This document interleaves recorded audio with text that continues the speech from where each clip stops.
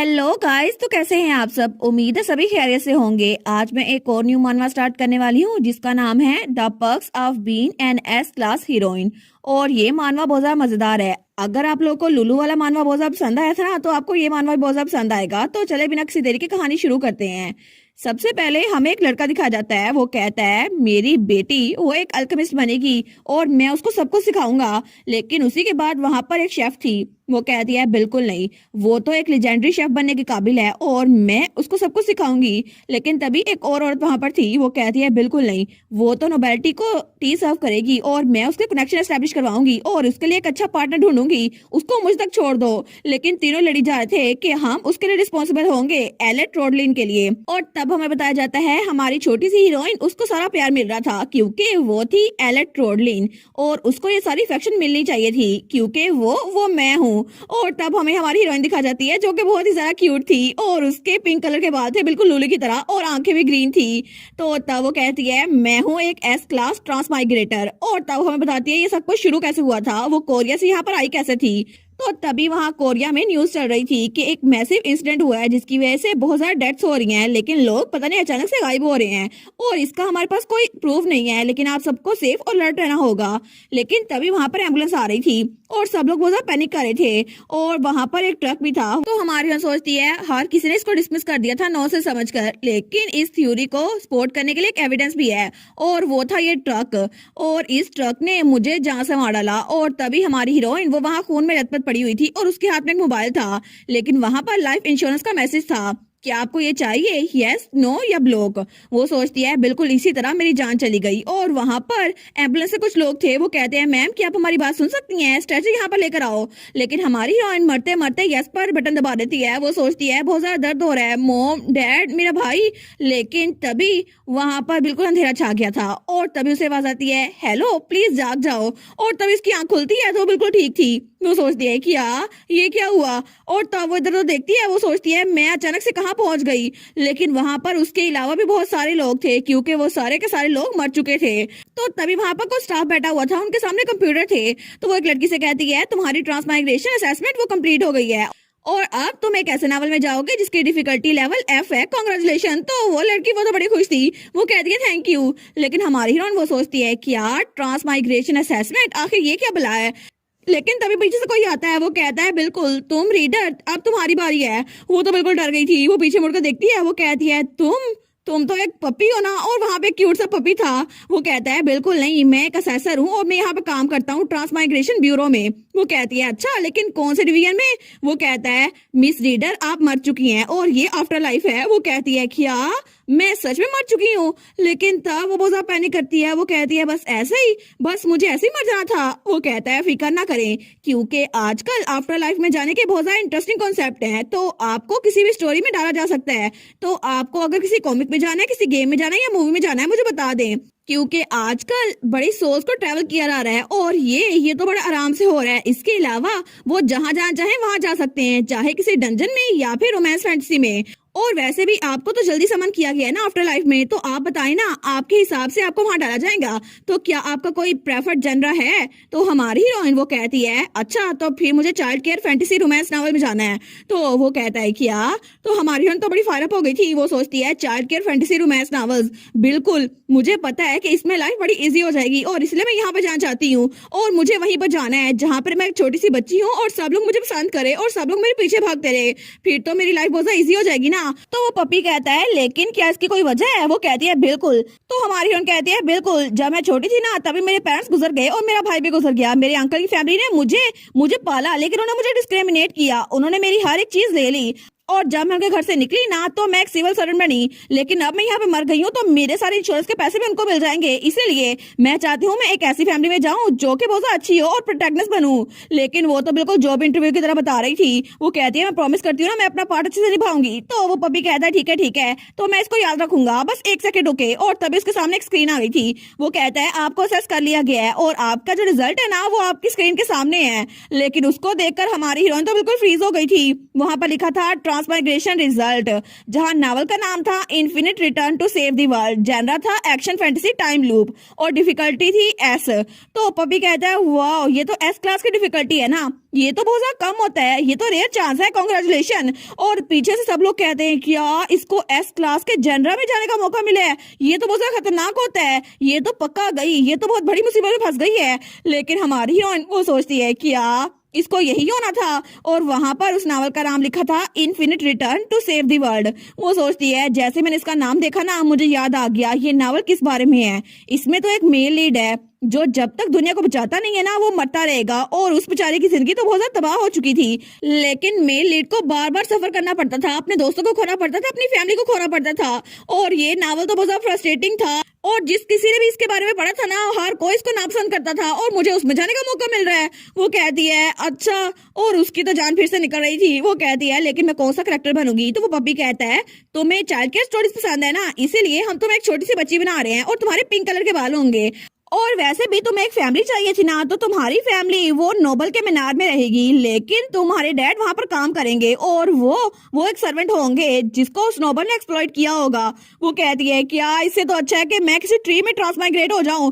तो वो उसको धकेलते हुए कहता है ठीक है अब तुम्हारे पास कोई चॉइस नहीं है, जल्दी करो लाइन बहुत ज्यादा लंबी है, उस गेट के पार चली जाओ। वो कहती है एक मिनट रुको सही। वो कहता है फिक्र ना करो, जब तुम ट्रांसमाइग्रेट हो जाओगी ना तो ब्यूरो का सपोर्ट सिस्टम तुम्हारी हेल्प करेगा। और तब वो उस डॉक्यूमेंट को देखते हैं, वो कह रहा है क्या मुझे पता नहीं था कि तुम्हें पूरा ट्रांसमाइग्रेशन इंश्योरेंस मिल गया है फुल पैकेज के साथ, और तुम्हें तो फिक्र करने की जरूरत ही नहीं है अब। वो कहती है आखिर वो क्या होता है। तो वो पपी कहता है वैसे भी तुम एस क्लास के डिफिकल्टी नावल में जा रही हो ना तो तुम्हें फुल पैकेज मिलना ही चाहिए। लेकिन पीछे से सब लोग कहते हैं माय गुडनेस इसने फुल पैकेज खरीद लिया, मैं तो बहुत ज्यादा जेलस हूँ। वो सोचती है ये फुल पैकेज होता क्या है, लेकिन तभी वो पपी वो कहता है इसके बारे में बाद में बात करेंगे, अभी तुम जाओ तुम्हारी नई दुनिया तुम्हारा इंतजार कर रही है। और तभी उसको धक्का देता है तो हमारी कहती है क्या, और उसके इर्द गिर्द रोशनी फैल गई थी। लेकिन तभी वो तो किसी गड्ढे में गिर रही थी। वो कहती है क्या मुझे ऐसे गिरा दिया, बता दो आखिर है क्या, ऐसे चले जाओ मैं इस दुनिया में। लेकिन उसकी तो कोई सुनता ही नहीं है। और तब थोड़ी देर बाद हमें वो मेंशन दिखा जाता है जहाँ पे हमारी हीरोइन ट्रांसमाइग्रेट हुई थी और वो दुनिया, तब वहां पर बहुत ज्यादा नोटिफिकेशन आ रही थी। लेकिन हमारी हीरोइन वो तो बेड पे लेटी हुई थी, उसको कुछ सुनाई नहीं दे रहा था। और तब वहां पर बहुत ज्यादा नोटिफिकेशन आ रही थी आपका इस वक्त डिफिकल्टी लेवल एफ है, लेकिन बाद में ये बढ़कर एस हो जाएगा, और अभी के लिए आपके लिए जिंदा रहना बहुत ज्यादा जरूरी है। और वैसे भी इस नावल में इन्फिनिट टाइम लूप है, जब तक मेन लीड वो टाइम में वापस नहीं जाता तब तक आप बिल्कुल सिक्योर है, और प्लीज आपको इस टाइम में कुछ ना कुछ करना होगा। तो तभी उसकी आंख खुलती है। वो सोचती है इतना शोर क्यों आ रहा है, लेकिन तभी उठ के बैठती है। वो कहती है एक मिनट मैं तो मर गई थी ना। तो इसके बाद तो तब अपने हाथों को देखती है जो छोटे हो गए थे। वो कहती है इसका मतलब है उस विकेट पपी ने मुझे इसे भेज दिया। लेकिन वो जल्दी से शीशे के पास जाती है और अपने आप को देखती है। वो सोचती है अच्छा तो ये सब कुछ हुआ था, लेकिन मैं क्या बन गई हूँ। और तब तो वो बहुत ज्यादा क्यूट से कैरेक्टर बन गई थी, उसके पिंक कलर के बाल थे और उसकी ग्रीन आईज थी। वो कहती है मैं सच में ट्रांसमाइग्रेट हो गई हूँ। तो तभी वहां सिस्टम की नोटिफिकेशन आती है आप है एलेट रोडलिन। तो तब थोड़ी देर बाद तक वो अपने चेहरे को देखी जा रही थी, और 10 मिनट बाद उसने कबूल कर लिया था कि वो असल में एक लड़की है जो कि इतनी छोटी बन गई है। लेकिन वो सोचती है मैं तो बिल्कुल किसी डॉल की तरह खूबसूरत हूँ, लेकिन आखिर क्या फायदा, मैं एक छोटी बच्ची हूँ, फिर भी इस नावल में एक सर्वेंट की बेटी हूँ, मुझे तो चाइल्ड केयर का कोई मतलब ही नहीं होगा ना। तो वो बेचारी सोचती है ये तो होपलेस है, आखिर मुझे विलन की फैमिली में क्यों आना था, मेरे डैड वो तो नोबल के अंडर काम करते हैं ना, तो मुझे तो हर कोई बुली करेगा। लेकिन तभी वो कहती है एक मिनट। तो तभी वहां पूरे के पूरे मेंशन की सारी नोटिफिकेशन उसके पास आती हैं, जहाँ पे उस कैसल के बारे में हर एक डेटा उसके पास था और मैप भी था। वो सोचती है सच में क्या ये मीनार का मैप है, लेकिन ये तो बिल्कुल वीडियो गेम की तरह है। तो तभी वहां पर कुछ लिखा हुआ था, लेकिन तभी वहां पर नोटिफिकेशन आती है spoiled son of count Gillette. तो वो सोचती है काउंट गिलेट, ये गिलेट कैसल है। अरे हाँ मुझे याद आया, ये तो काउंट गिलेट का इकलौता बेटा था ना जो कि बहुत ही ज्यादा शरारती था, और वो तो बहुत ज्यादा बदतमीज भी था। लेकिन उसकी फैमिली ने उसको स्वॉर्डमैनशिप सिखाने के लिए बहुत कुछ किया, फिर भी वो कुछ कर नहीं पाया, और आखिर में उसने पैसे देकर नाइट का टाइटल खरीद लिया। लेकिन बाद में जब वो एक डंजन में फंसा था ना तो मेन लीड ने उसकी हेल्प की थी और उसको बचाया था। लेकिन उसके बदले में उसने कहा तुम्हें कुछ चाहिए, लेकिन मेन लीड ने कुछ भी लेने से मना कर दिया था। तो तब वो खिड़की से बाहर देखती है। वो सोचती है प्रोटैगनिस्ट तो कभी भी रिवॉर्ड नहीं लिया, इसका मतलब है कि उसने वापसी पे उसको अपने घर आने के लिए कहा था, लेकिन वो इतनी दूर तक उसको डची में लेकर आया, फिर भी उसको कुछ नहीं दिया। वो सोचती है इतना बड़ा मीनार है, और आखिर में जब अपने घर पहुंच गया ना तो उसने मेन लीड को बाहर निकाल दिया कि इसने तो मुझे कुछ भी नहीं दिया, और उसकी बिल्कुल कदर न की। लेकिन मेन लीड उसको इंसानों से भरोसा उठ गया और तब वहां से निकल गया। लेकिन कुछ ही अरसे बाद जब मेन लीड वहां से गया था ना तो उस इलाके में एक डंजन ब्रेक हो गया और वहां पर मेंशन में आग लग गई और ये जगह भी बिल्कुल नहीं बची। वो सोचती है कितना फ्रस्ट्रेटिंग चैप्टर था ना ये वाला, लेकिन फिर भी पे बैक तो बिल्कुल माइल्ड सा था। तो तब वो बाहर देखी जा रही थी। वो सोचती है अगर मुझे इस जगह से बचना है ना तो मुझे यहाँ से निकलना होगा। फिर भी मुझे नहीं पता कि इस इलाके से निकलने के बावजूद भी मैं जिंदा रह पाऊंगी या फिर नहीं, क्योंकि डंजन्स वो तो कहीं भी फूट सकते हैं। लेकिन तब तो फिर से होपलेस हो गई थी। वो सोचती है मैं पहले एक बार मर चुकी हूँ, तो इस नावल के स्टार्ट होने के बाद मैं डायरेक्टली क्यों मरूंगी। तो तब वो सोचती है असल में तो मुझे स्टोरी भी बिल्कुल याद नहीं है, क्योंकि मैंने तो जुबानी याद भी नहीं किया था। मैं तो जब अपने मिडिल स्कूल में थी ना तब मैंने एक बार इसको पढ़ा था। कम ऑन, अब मैं इसको कैसे याद करूंगी। तो वो कहती है कोई तो मुझे इस नावल की स्टोरी बता दो, आखिर मेरा अंत कब होगा ताकि मैं बच सकूं। और मेरी तो फोटोग्राफिक मेमोरी भी नहीं है, मुझे नहीं पता कि ये सब कुछ क्या होने वाला है। लेकिन तभी उसके सामने कुछ अपेयर होता है। वहां पे पूरी लाइब्रेरी थी, अल्टीमेट लाइब्रेरी, जिसमें उसकी सारी बुक्स थी जो उसने पुरानी लाइफ में पढ़ी थी। वो कहती है अल्टीमेट लाइब्रेरी, इसका क्या मतलब हुआ, क्या सच में वो लोग मेरी बात सुन सकते हैं। तो वहां पे नोटिफिकेशन आई थी अल्टीमेट लाइब्रेरी, जो सारी की सारी बुक्स आपने पढ़ी थी ना वो इस लाइफ टाइम में आपके पास आ गई हैं, और ये बुक्स सिर्फ वही हैं जो आपने लीगली एक्वायर्ड की थी।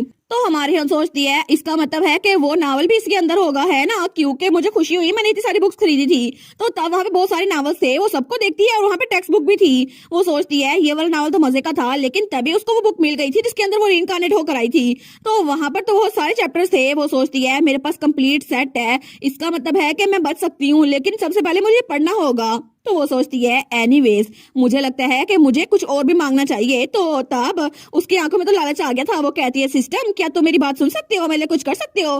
तो सिस्टम में आया था फुल पैकेज बेनिफिट, आपको एक ही टाइम में सारा कैश मिल जाएगा। वो कहती है क्या कैश, लेकिन तभी उसके ऊपर सोने के सिक्कों की बारिश होती है और उसके इर्द गिर्द सोने के सिक्के फैल चुके थे।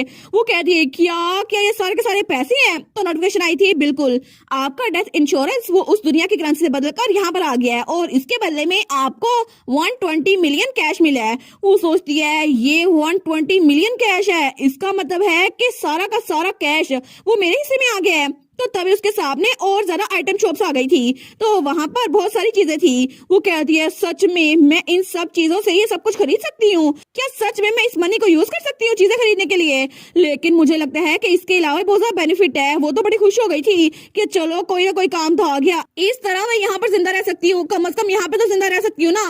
तो तब उसने वो नोटिफिकेशन वाला पेज ही पकड़ लिया था। वो कहती है लगता है शॉपिंग करने का टाइम आ गया है, मेरे पास 120 मिलियन कैश में है। और तब वहां पे लिखा हुआ था अगर आपने अपनी इस दुनिया में कैश कमाया ना तो उससे भी आप ये चीजें परचेज कर सकती हैं। वो कहती है फिर भी मुझे केयरफुल रहना होगा। तो वहां पे बहुत सारे पैकेजेस थे, स्किल पैकेज कंपार्ट का जो कि 10 मिलियन कैश का था। वो कहती है इसको तो मुझे खरीदना ही होगा चाहे कुछ भी हो जाए, लेकिन उसके अलावा और भी बहुत सारी चीजें थी। वो सोचती है इस नावल की डिफिकल्टी तो बहुत ही ज्यादा है, एस लेवल की है, तो मतलब अगर मुझे जिंदा रहना है तो मुझे बहुत सारी स्किल सीखनी होगी। तो तब उन सबको खरीदने लग जाती है, लेकिन तभी वहां पर एक रैंडम सी स्किल आई थी, ब्लेसिंग ऑफ रैपिड ग्रोथ। वो सोचती है मुझे इसको खरीदना होगा, इसको खरीदना होगा, इसके बगैर तो मैं रह नहीं सकती। लेकिन वो सोचती है अगर मैं स्किल सेट को खरीद लूं ना तो मुझे लेवल अप होने में मदद मिलेगी, लेकिन उसकी परचेज डिनाई हो गई थी। वो कहती है कि यार ये क्यों हो गया। और तब वहां पर लिखा हुआ था एक एडवांस वर्जन। वो कहती है एडवांस वर्जन, वहां पर था blessing of extreme growth not for sale, इसको आप सिर्फ अपनी ग्रोथ से कमा सकती हैं, आप इसको खरीद नहीं सकती। वो सोचती है ये तो लिमिटेड आइटम है ना, इसका मतलब है कि मैं बाद में इसको एक्वायर कर लूंगी। लेकिन तभी नोटिफिकेशन आई थी सीक्वेंस ऑफ नावल लूप वो सेट हो गई है।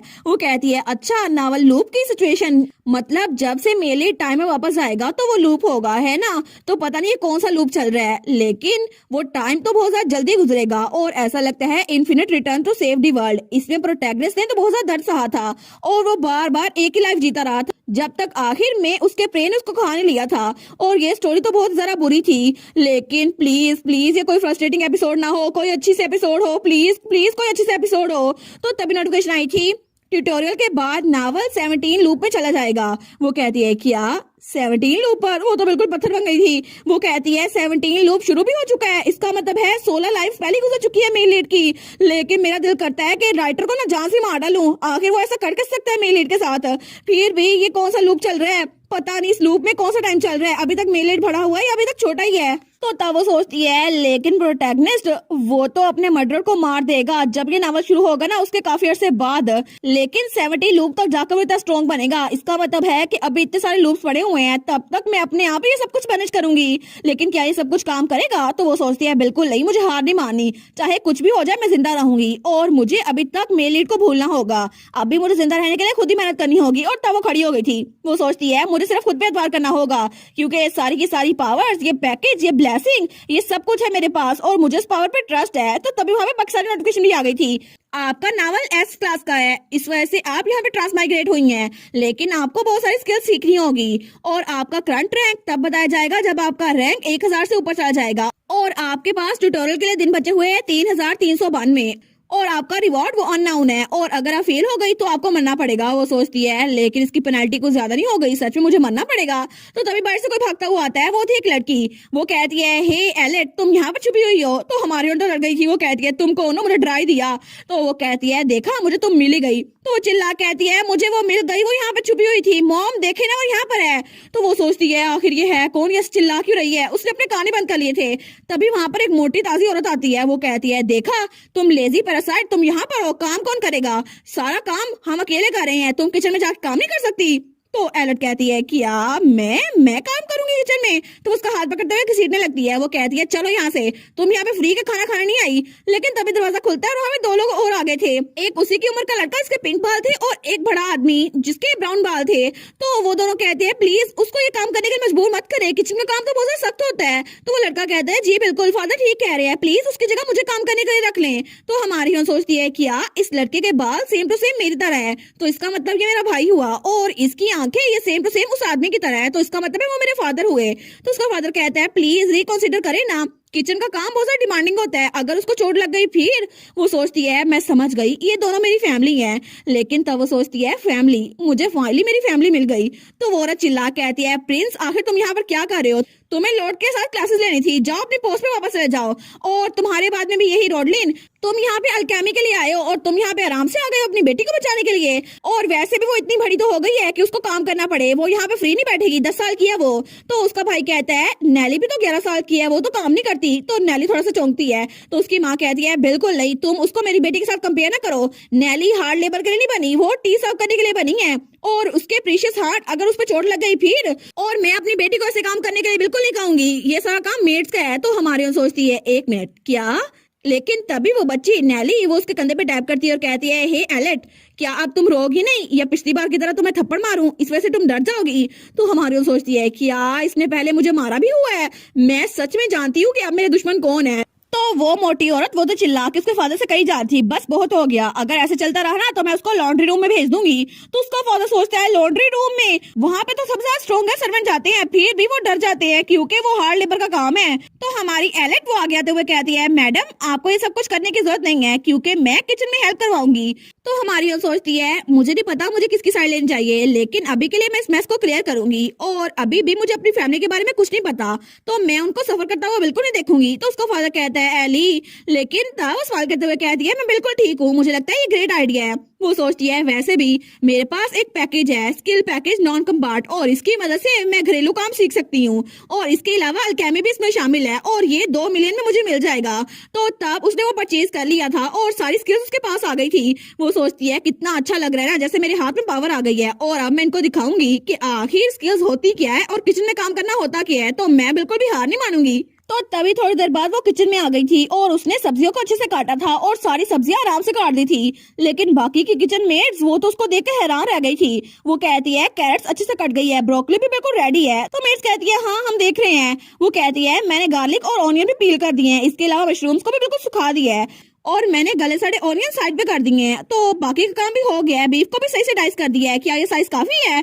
तो वो मेड तो बहुत शौक थी, वो कहती है हाँ ये काफी है, लेकिन वो कहती है मेरा हाथ थोड़ा सा दर्द कर रहा है, क्या मैं ब्रेक ले सकती हूँ। तो एक मेड कहती है बिल्कुल बिल्कुल तुम आराम से बैठ के ब्रेक ले लो। तो हमारी एली वो वहां पर बैठ गई थी। वो कहती है थैंक यू, लेकिन 2 सेकंड हुए थे और वो फिर से खड़ी हो गई थी। वो कहती है ब्रेक खत्म हो गई, अब मैं फिर से काम करती हूँ। वो कहती है सच में इतनी जल्दी, लेकिन वो मेड हमारी एली की तरफ देखती है। वो कहती है इस लड़की की तरफ देखो, ये सच में सारा काम खुद ही कर रही है और हमारी हीरोइन तो काम किए जा रही थी। वो सोचती है देखा मुझे अब मेरी स्किल्स मिल रही हैं, अगर मैं काम करूंगी ना तो मुझे पावर पॉइंट मिलेंगे और उसके एक्सपीरियंस पॉइंट तो बढ़ते जा रहे थे। लेकिन वो मेड्स वो कहती है ये तो कितनी अडोरेबल है ना, और उनको वो बड़ी क्यूट लग रही थी। तो सारी मेड्स उसके इर्द गिर्द जमा हो गई थी। वो कहती है एली इसको चख के देखो ना, ये टोमेटो बड़ा मजेदार है। दूसरी मेड कहती है बिल्कुल, मिस्टर रॉडलिन की बेटी तो बहुत ज्यादा टैलेंट रखती है। तीसरी कहती है बिल्कुल, तुम्हें पता है ना इंग्रेडिएंट्स का। लेकिन सारी उसकी तारीफें की जा रही थी और एली तो बड़ी खुश थी कि कॉम्प्लीमेंट के लिए थैंक यू, और ये तो बहुत टेस्टी है। लेकिन वो मोटी वाली मेड, उसको तो बड़ा गुस्सा आ रहा था। वो सोचती है मुझे लगा नहीं था कि ये सब कुछ होगा, मैं तो उसको काम पे लगा के डांटने वाली थी। लेकिन तभी मेन शेफ कहती है एलिट, क्या यहाँ पर आकर तुम क्रीम स्टू को टेस्ट करोगी? तो सब लोग बिल्कुल शॉक हो गई थी और वो मोटी वाली मेड भी शॉक हो गई थी। वो सोचती है क्या हेड शेफ ने कभी भी किसी को ये टेस्ट करने के लिए नहीं कहा? तो तब वो मोटी वाली मेड कहती है पैशा, आखिर ये कितना रिडिकुलस है ना, तुम किसी बच्चे को फूड टेस्ट करने के लिए कह सकती। तो हेड शेफ कहती है मैडम, आप यहाँ पे बहुत देर से खड़ी हैं कि आपको कोई काम नहीं है और मेरी वर्क स्पेस से बाहर निकल जाए। तो वो मेड, उसको तो बड़ा गुस्सा आ रहा था। तो तब वो हेड शेफ कहती है ठीक है इसको टेस्ट करो। तो हमारी हिरन उस चमचे को पकड़ती है। वो सोचती है इसको टेस्ट करना ही पड़ेगा, और तभी वो एक और स्किल एक्टिवेट कर लेती है, सोमलर टेस्ट। और तब जब उसको टेस्ट करती है ना तो बड़ी क्यूट सी लग रही थी। लेकिन तब वो कहती है मुझे लगता है इसमें और फ्लेवर ऐड करना पड़ेगा, अगर हम इसमें क्रश पेपर ऐड कर दे तो अच्छा होगा। तो वो हेड शेफ तो उसको बड़े प्यार से देखती है। वो कहती है एलेट रोडलिन, क्या तुम खाना बनाना सीखना चाहती हो? तो सारी की सारी मेड्स बिल्कुल हैरान रह गई थी। तो वो सोचती है सच में हेड शेफ तो बहुत स्टैंडर्ड के मामले में सख्त हैं। और तब हेड शेफ, वो सोचती है ये तो टैलेंटेड है, मैं इस टैलेंट को खोना नहीं चाहती। और वो सोचती है इसमें तो इतना टैलेंट है ना, मैं इसको खोना नहीं चाहती, मेरे सामने से ऐसे चली जाए मैं इसको सिखा के रहूंगी। तो हमारी हीरोइन इनोसेंट से बनते हुए कहती है मैं सीख सकती हूँ आपसे? वेल आई गेस मुझे सीखना पड़ेगा। और वो सोचती है इस तरह मुझे एक्सपीरियंस पॉइंट भी और मिलेंगे ना, और इसके अलावा एक और चीज। और तब वो उस मोटी सी मेड की तरफ देखती है जिसको बड़ा गुस्सा आ रहा था उसकी सक्सेस की वजह से। लेकिन तब वो मेड पांव पटकते हुए वहां से निकल जाती है। तो दूसरी हेड शेफ कहती है ठीक है कल सुबह तुम 6 बजे यहाँ पर आ जाना। नहीं नहीं, तुम अभी बच्ची हो ना, तो तुम 7 बजे आ जाना। तो बाकी सोचती है कि यार हेड शेफ भी किसी के लिए एक्सेप्शन कर सकती हैं। तो एली तो बड़ी खुश हो गई थी। वो कहती है जी मैम। और तब हमें अगले दिन का सीन दिखाया जाता है और किचन का सीन। तो हमारी एली वो तो अंडों को फेंट रही थी। तो वो मेड कहती है एलिट जरा आराम से काम करो ठीक है, अगर तुम्हें कोई भी काम मुश्किल लगे ना तो हमें बता देना। वो कहती है ठीक है मैं इसको कर सकती हूँ। लेकिन वो सोचती है मेरा एक्सपीरियंस तो बढ़ता जा रहा है और मेरा ये प्रीशियस एक्सपीरियंस पॉइंट मैं किसी और को नहीं दे सकती। तो वो जाते हुए कहती है ठीक है हम लोग ब्रेक ले रहे हैं, अगर तुम्हें किसी भी चीज की जरूरत हो ना तो हमें बता देना। वो कहती है ठीक है। लेकिन तब वो पूरे किचन में अकेली रह गई थी और अपना काम बड़े आराम से कर रही थी। लेकिन तब वो अपना पसीना साफ करते हुए सोचती है इससे मुझे याद आया जब मैं पार्ट टाइम जॉब्स करती थी और मेरे हाथ तो दर्द कर रहे हैं। लेकिन फिर भी क्या ये सच में मेरी पास्ट लाइफ से डिफरेंट है? और तब उसने वो सारा काम कर लिया था। तो तब वो सोचती है लेकिन सच में अगर मैं proper child care fantasy romance में ट्रांसमाइग्रेट हुई होती ना तो कोई और ही मामला होता। मे बी मैं इंपीरियल फैमिली का कोई मेंबर बन जाती, या फिर मैं सीक्रेटली ड्यूक और डचेस की पावरफुल बेटी होती तो कितनी खुश होती ना और लग्जरी में रहती। लेकिन फिर भी कोई फायदा नहीं है, अब मुझे यहाँ पे तो रहना ही पड़ेगा ना। लेकिन तभी दरवाजा खुलता है और वहाँ पे कोई आता है। वो कहता है एली तुम यहाँ पर हो? और वहाँ पे उसका भाई था जो कि उसकी तरह बहुत ज्यादा क्यूट था। वो कहता है तुम ठीक तो हो ना, क्या सब कुछ ठीक है? वो कहती है हाँ बिल्कुल। लेकिन वो दिल में सोचती है एक मिनट इसका नाम क्या था? प्रिंस। तो वो कहता है मुझे माफ करना मैं लेट हो गया, लेकिन यंग लॉर्ड की क्लासेस वो अभी एंड हुई हैं। तो तब उसके पास आता हुआ कहता है अब तुम बाकी का काम छोड़ दो, ये मैं कर लेता हूँ, तुम ब्रेक ले लो। तो तब वो स्माइल करते हुए कहता है तुम्हारे लिए ये बहुत ज्यादा मुश्किल होगा ना। लेकिन एली कहती है नहीं नहीं मैं तो ठीक हूँ। वो कहता है तुम्हें ये कहने की जरूरत नहीं है, बस मुझे ये दे दो, क्या कुछ और करने की जरूरत है? वो कहती है ठीक है अगर तुम आ गए हो तो फिर तुम ये काम कर लो। वो सोचती है मे बी मैं इससे थोड़ी हेल्प ले सकती हूँ। लेकिन तभी वो अपने भाई के हाथों की तरफ देखती है तो वहां पे बहुत सारे निशान थे जैसे उसके हाथ पे किसी ने स्टिक्स मारी हो। तो वो सोचती है क्या ये विप मार्क्स हैं? लेकिन मेरे भाई के हाथ में ये निशान क्या कर रहे हैं? तो तब वो सोचती है ब्रेक के दौरान मैंने वही नावल उठाया था और उसको पढ़ा था जहाँ पे मेरी फैमिली का जिक्र था, और वहाँ पे मुझे पता चला था मैं और प्रिंस वो तो लियोनार्ड रोडलिन के 2 बच्चे हैं, और मेरा फादर लियोनार्ड रोडलिन वो तो एक अल्केमिस्ट था जो कि बहुत पावरफुल था, और वो गोल्डन टावर से ग्रेजुएट हुआ था जहाँ पे वो काम करता था, और उसको अल्केमिस्ट का टावर भी कहते हैं। लेकिन वो गलत लोग की साइड पर आ गए जो कि पावर में थे और उन्होंने उनको बाहर निकाल फेंका। लेकिन बाद में काउंट गिलेट ने उनको हायर कर लिया, वो भी बिल्कुल सस्ते दामों में, और उन्होंने अपने बच्चों के लिए कबूल कर लिया क्योंकि वो सिंगल डैड थे। और मैं और मेरा भाई प्रिंस वो तो 6 सालों से यहाँ पर रह रहे हैं, लेकिन तब से लेकर अब तक हमारी हालत बिल्कुल भी अच्छी नहीं है। तो तब वो सोचती है एलेट को एक मेड बना दिया गया था जिसको घर के कामों के लिए रख लिया गया था, और प्रिंस को यंग मास्टर के साथ ट्रेनिंग के लिए रख लिया गया था। लेकिन वो तो एक बिगड़ा हुआ बच्चा था जिसका सारा इल्जाम मेरा भाई लेता था। तो वो अपने भाई से कहती है तुम्हारे हाथ में क्या हुआ है? वो कहता है ये सब कुछ इसलिए है ना क्योंकि लॉर्ड रोमडियो उनके सवाल बिल्कुल गलत थे टेस्ट में, और वैसे भी मुझे इतनी मारनी पड़ी पिछली बार की तरह क्योंकि मैंने उनको होमवर्क कर दिया था ना। तो हमारी हीरोइन सोचती है ये 12 साल का है, आखिर इसके साथ ये सब कुछ कैसे कर सकते हैं वो लोग। वो कहती है फिर भी ऐसा चलेगा, तुम्हें अपने हाथ में दवाई लगानी चाहिए, मैं डैड से पूछती हूँ। वो कहता है नहीं नहीं, तुम डैड से मत पूछना, डैड भी अपना काम कर रहे होंगे ना, और अगर उनको पता चल गया कि मेरे हाथ में चोट लगी है तो फिर उनको गुस्सा आएगा। तो वो कहती है इसका मतलब है डैड को इस बारे में बिल्कुल पता नहीं है। वो कहता है एली क्या हुआ है, पिछली बार तुमने कहा था कि तुम डैड को बिल्कुल नहीं बताओगी, क्योंकि मैंने तुम्हें पुडिंग दी थी ना, तुम्हें याद है। वो सोचती है ओ नो, पुडिंग तो मैंने खा ली लेकिन असल में मैं नहीं थी ना। वो कहती है ठीक है चलो हम इसके बाद लैब में जाएंगे और थोड़ी सी दवाई ढूंढेंगे तुम्हारे हाथों में लगाने के लिए, और मैं तुम्हारी हेल्प करूंगी प्रिंस। तो तब वो कहता है एली, वो कहती है क्या हुआ। तो उसका भाई कहता है तुमने जब से तुम 4 साल की थी ना तब से मेरा नाम नहीं लिया, इसलिए मुझे इतना अच्छा लग रहा है। तो वो बिल्कुल पत्थर की बन गई थी। वो सोचती है क्या उसने अपने भाई का नाम नहीं लिया। तो वो कहता है तुमने कहा था तुम मुझे अपना भाई नहीं समझती, इसलिए तुम्हें मुझ पर बहुत ज्यादा गुस्सा आता है, तो तुमने मुझे कभी भी भाई कह के नहीं बुलाया। तो वो सोचती है लगता है जिस करेक्टर में मैं आई हूँ ना वो सच में अच्छी इंसान नहीं थी। लेकिन तब उसका भाई कहता है तुम किचन में काम कर रही हो ना, इस बात ने तो मैं जरूर बदल दिया होगा। वो कहती है हाँ बिल्कुल, और अब से मैं थोड़ी ग्रो अप हो रही हूँ ना, तो अब से मैं तुम्हें तुम्हारे नाम से बुलाया करूंगी या फिर भाई कहा करूंगी। वो सोचती है मुझे यकीन नहीं होता इतना अच्छा भाई था इस लड़की का। लेकिन वो कहता है सच में, फिर तुम अपने अल्फाज से पीछे नहीं हट सकती। वो कहती है ठीक है मैं नहीं हटूंगी प्रिंस। वो कहता है चलो अच्छी बात है, मुझे लगता है मुझे अपनी असल बहन मिल गई है। मैं ऐसा नहीं कह रहा कि पहले मुझे कोई नकली बहन मिली थी, असल में मैं अभी बहुत ज्यादा खुश हूँ। तो वो सोचती है अच्छा हुआ ये खुश है, लेकिन असल में मैं तो उसकी फेक सिस्टर ही हूँ ना। लेकिन फिर भी चलो कोई बात नहीं। तो तभी वहाँ पे एक मेड आती है। वो कहती है बच्चों अगर तुम लोग का काम हो गया तो ये स्नैक का टाइम है, तुम लोग आगे खा लो। वो कहती है ठीक है, लेकिन तब वो कहती है चलो जल्दी करते हैं, और इसके बाद जब हम खाना खा लेंगे ना तो मैं डिशेस भी क्लीन कर दूंगी। वो कहता है ठीक है, लेकिन तभी वहां पर कोई आया था। वो कहता है ओ माई, क्या तुम लोग डिशेस का काम भी आज करने वाले हो। और वो थी नेली। तो उसका भाई कहता है नेली तुम यहाँ पर क्या कर रही हो। तो नेली कहती है कितना ब्यूटीफुल है ना, इमेजिन करो तुम्हारे हाथों में क्या हुआ होगा। और सच में मैं तो काउंटर्स के लिए टी और स्नैक प्रिपेयर कर रही थी। तो हमारी उन कहती है हाँ गुड लक उसके लिए। वो सोचती है ये लड़की तो मेरे साथ तब से मीन है, लेकिन तभी नोटिफिकेशन आई थी आपकी कुकिंग स्किल वो लेवल 2 हो गई है, और अब आप स्वीट डिजर्ट भी बना सकती हैं और बेसिक डिजर्ट भी बना सकती हैं, और इसके अलावा फ्रेग्रेंट टी भी अनलॉक हो गई है। वो सोचती है इतनी सारी चीजें। वो सोचती है फिर तो मेरी स्किल लेवल अप हो गई है ना, लेकिन आखिर ये क्या है फ्रेग्रेंट टी, आखिर इसका क्या काम है। लेकिन वो सोचती है फिर भी मेरे फायदे की होगी ना। तो नेलिस को चिढ़ाते हुए कहती है मुझे लगता है कि तुम बहन भाई इसी काम के लिए बने हो कि तुम लोग को ये काम करना पड़ेगा। पता नहीं तुम मेरी बात का जवाब क्यों नहीं दे रही, क्या तुम्हें मेरी बात समझ भी आ रही है फिर नहीं। लेकिन हमारी हीरोइन ऊपर उठने लगती है तो तभी उसकी ठोड़ी भी हमारी हीरोइन का सर बजता है। तो तब हमारी हीरोइन नीचे बैठ जाती है। वो कहती है तुम्हारा सर तो स्टोन का बना हुआ है। लेकिन वो कहती है ओए ये तो मेरी लाइन थी। तो तब वो कहती है तुम ब्लॉक हेड, और तब उसको मारने के लिए आगे बढ़ती है। तभी पीछे से कोई आता है। वो कहता है नेली बस बहुत हो गया, तुम्हें हमेशा प्रॉपर्ली एक्ट करना चाहिए। और वहाँ पे हेडमेड थी जो कि चाय बनाने के लिए वहाँ पर आई थी। वो कहती है तुम इस एटीट्यूड के साथ काउंटर्स को सर्व नहीं कर सकती। तो नेली कहती है मैडम इजाला। तो वो कहती है बस बहुत हो गया, क्या तुमने लीव्स का काम खत्म कर लिया जो मैंने तुम्हें कहा था।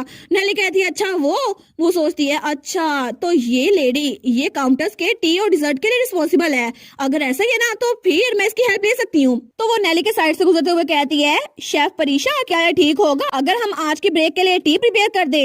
तो तब वो हेडमेड भी उसको देखती है। तो हेड शेफ कहती है एलेट अगर तुम ये चाहती हो तुम ये कर लो। तो वो कहती है ठीक है मैं सबके लिए चाय सर्व करना चाहती हूँ जिन्होंने आज मेहनत की है। वो कहती है ठीक है। तो नेली वो सोचती है इसको क्या लगता है चाय बनाना इतना आसान काम है, लेकिन हमारी हीरोइन वो तो बड़ी स्किलफुली वो काम कर रही थी और तब उसने टी लीव्स भी इकट्ठे कर लिए थे। लेकिन तभी मेट्स वो अपना काम खत्म करके वहाँ पर आती हैं। वो कहती है एली हमारे लिए टी बना रही है। दूसरी कहती है हो क्या रहा है, लेकिन वो कहती है आओ ना हम जाके पीते हैं। और हेडमेड भी उसको देख रही थी, लेकिन हमारी हीरोइन तो बड़ी स्पाइसी से चाय बनाती है। और तब उसने वो सारी की सारी चाय सजा भी दी थी और साथ में कुछ स्नैक्स भी थे। लेकिन सारी मेट्स कहती है वाह ये तो सच में बहुत ज्यादा ब्यूटीफुल है। तो उसका भाई भी कहता है कि तो अमेजिंग है एलेट। तो तब वहाँ पे एक मेड वो चाय पीती है। वो कहती है वाह ये तो बहुत अच्छी टेस्ट करती है। दूसरी कहती है क्या ये वही चाय है जो हम रोजाना पीते हैं। लेकिन तभी हेडमेड कहती है पैशा क्या मैं भी इस चाय को टेस्ट कर सकती हूँ। वो कहती है बिल्कुल एलेट से पूछो मुझसे ना पूछो। तो एलेट कहती है जी बिल्कुल आप इसको पी सकती है, हमने बहुत ज्यादा बनाई है। लेकिन तभी हेडमेड उस चाय को लेती है और तब उसको घूर के देखती है। लेकिन जैसे उसका पहला सिप लेती है ना तो तब वो बिल्कुल शॉक हो गई थी। और तभी वो हमारी एली से कहती है तुम वहां पर। तो एली कहती है जी मैम। तो हेडमेड कहती है आखिर ये क्या बेवकूफी है। तो हमारी उन कहती है क्या। वो कहती है ये बेवकूफी नहीं है तो और क्या है, तुम्हें पता नहीं इस बात का। तो हेड शेफ हमारी एली के आगे आ गई थी। वो कहती है इजाला बस कर दो, बच्चे के सामने इतनी हार्श ना हो। और तुम तो इस चाय को एंजॉय कर रही थी ना, क्या तुम्हारा दिमाग खराब हो गया है। वो कहती है मैं इसलिए तो कह रही हूँ पैशा दिमाग तुम्हारा खराब हो गया है। ये बच्ची ये तो टी सर्व करने के लिए बनी है, इसको किचन के कामों में क्यों लगाया हुआ है। तो हमारे सोचती है कि इनको चाय इतनी पसंद आ गई। लेकिन नैली वो सोचती है आखिर हो क्या रहा है, मुझे लगा था इसको डांट पड़ेगी, लेकिन आखिर मैडम इजाला इसकी तारीफ क्यों करेगी है। तो हेड शेफ कहती है ये क्या नॉनसेंस है, तुम्हारे पास नैली है ना तुम्हारे शागिर्द के तौर पर। तो हेडमेट कहती है नैली के पास बिल्कुल भी टैलेंट नहीं है, और ये बात नैली के दिल में जाकर खुपती है। तो हेडमेट कहती है एलेट रोडलिन आखिर क्या बात है, क्या तुम मुझसे सीखना चाहोगे कि चाय कैसे सर्व करते हैं, और तुम मेरे पास आ जाना कल इसी वक्त। लेकिन हेड शेफ कहती है बिल्कुल नहीं, वो किचन में काम करना सीख रही है और कुकिंग करना, और वैसे भी मैं उसकी बिल्कुल हेल्प करूंगी। लेकिन तभी दोनों ने उसका एक एक हाथ पकड़ लिया था। वो कहती है बस एक ही सोल्यूशन रह गया है, तुम हम दोनों से सीखो कि आखिर ये काम कैसे करते हैं। तो हमारी हीरोइन वो कहती है क्या सच में, वेल आई गेस। लेकिन पीछे से नैली तो बिल्कुल स्पीचलेस हो गई थी। तो हमारी हीरोइन उसको चिढ़ाते हुए कहती है फिर तो मैं अपनी बेस्ट करूंगी। लेकिन नैली को तो बड़ा शौक लगा था। वो कहती है क्या इसकी इतनी हिम्मत मुझे चिढ़ा रही है, और तब वो तो चिल्लाती है और उसकी आवाज पूरे काउंट के मैशन में गूंजी थी। लेकिन तब थोड़ी देर बाद शाम के वक्त वो लोग अपने कमरे में वापस आ गए थे। तो तब वो आते हुए कहती है मैं वापस आ गई प्रिंस, क्या तुमने दवाई लगा ली। वो कहता है एली असल में मुझे डैड के बैग में कोई दवाई नहीं मिल रही, अब हम क्या करें। वो कहती है क्या कोई दवाई नहीं है। वो सोचती है मुझे लगा था उनके पास बहुत सारी होगी ना, वो एक अल्केमिस्ट है। लेकिन वो कहता है नैली की मॉम ने सारी दवाई चुरा ली है और मॉइस्चराइजिंग क्रीम भी उससे सारी चुरा ली है। तो हमारी उन कहती है तुमने इसके बारे में बटलर क्यों नहीं बताया। तो वो कहता है तुम्हें पता है ना बटलर हेडमेड डॉक्टर सारे एक साथ मिले हुए हैं, तो कोई भी हमारी साइड नहीं लेगा। वो सोचती है मुझे लगा ही था कि ऐसा कुछ होगा, लेकिन फिर भी हमें जो कमरा दिया गया है ना ये भी उन्होंने हम पे आसान करके दिया है, और हम दोनों बहन भाई और हमारे फादर यहीं पे रहते हैं। लेकिन इस पूरे कॉन्टिनेंट में हीलर्स बहुत ज्यादा रेयर है और डिवाइन पावर बहुत कम लोगों में होती है, इसीलिए इस मेंशन में अगर लोग को ट्रीट करना है ना तो उसके लिए किसी अल्केमिस्ट को रखना पड़ेगा। और मेरे डैड वो तो पोशंस बहुत ज्यादा अच्छे बनाते हैं। तो तब उस पोशन को देखती है, वो सोचती है इसके अलावा लियोनार्ड रोडलिन वो तो गोल्डन आइवरी टेम्पल का एक अल्केमिस्ट था जो कि बहुत ज्यादा फेमस था। तो तब उसका भाई प्रिंस खड़ा होते हुए कहता है मुझे लगता है कि अब हम कुछ नहीं कर सकते, जब हमें ये मिल जाएगी ना तब मैं इवेंचुअली इसको लगा लूंगा। लेकिन वो तो बड़ा उदास सा लग रहा था। तो हमारी हम सोचती है ये तो पीछे से भी इतना उदास लग रहा है। तो वो कहती है क्या हुआ है, क्या तुम्हारा हाथ बहुत ज्यादा दर्द कर रहा है। वो कहता है नहीं नहीं बात ये है तुमने कहा था तुम मेरे हाथ में दवाई लगाओगी, और मैं इस बात से बहुत ज्यादा खुश था, लेकिन अब मुझे बहुत ज्यादा सैड महसूस हो रहा है क्योंकि मैंने चांस को मिस कर दिया।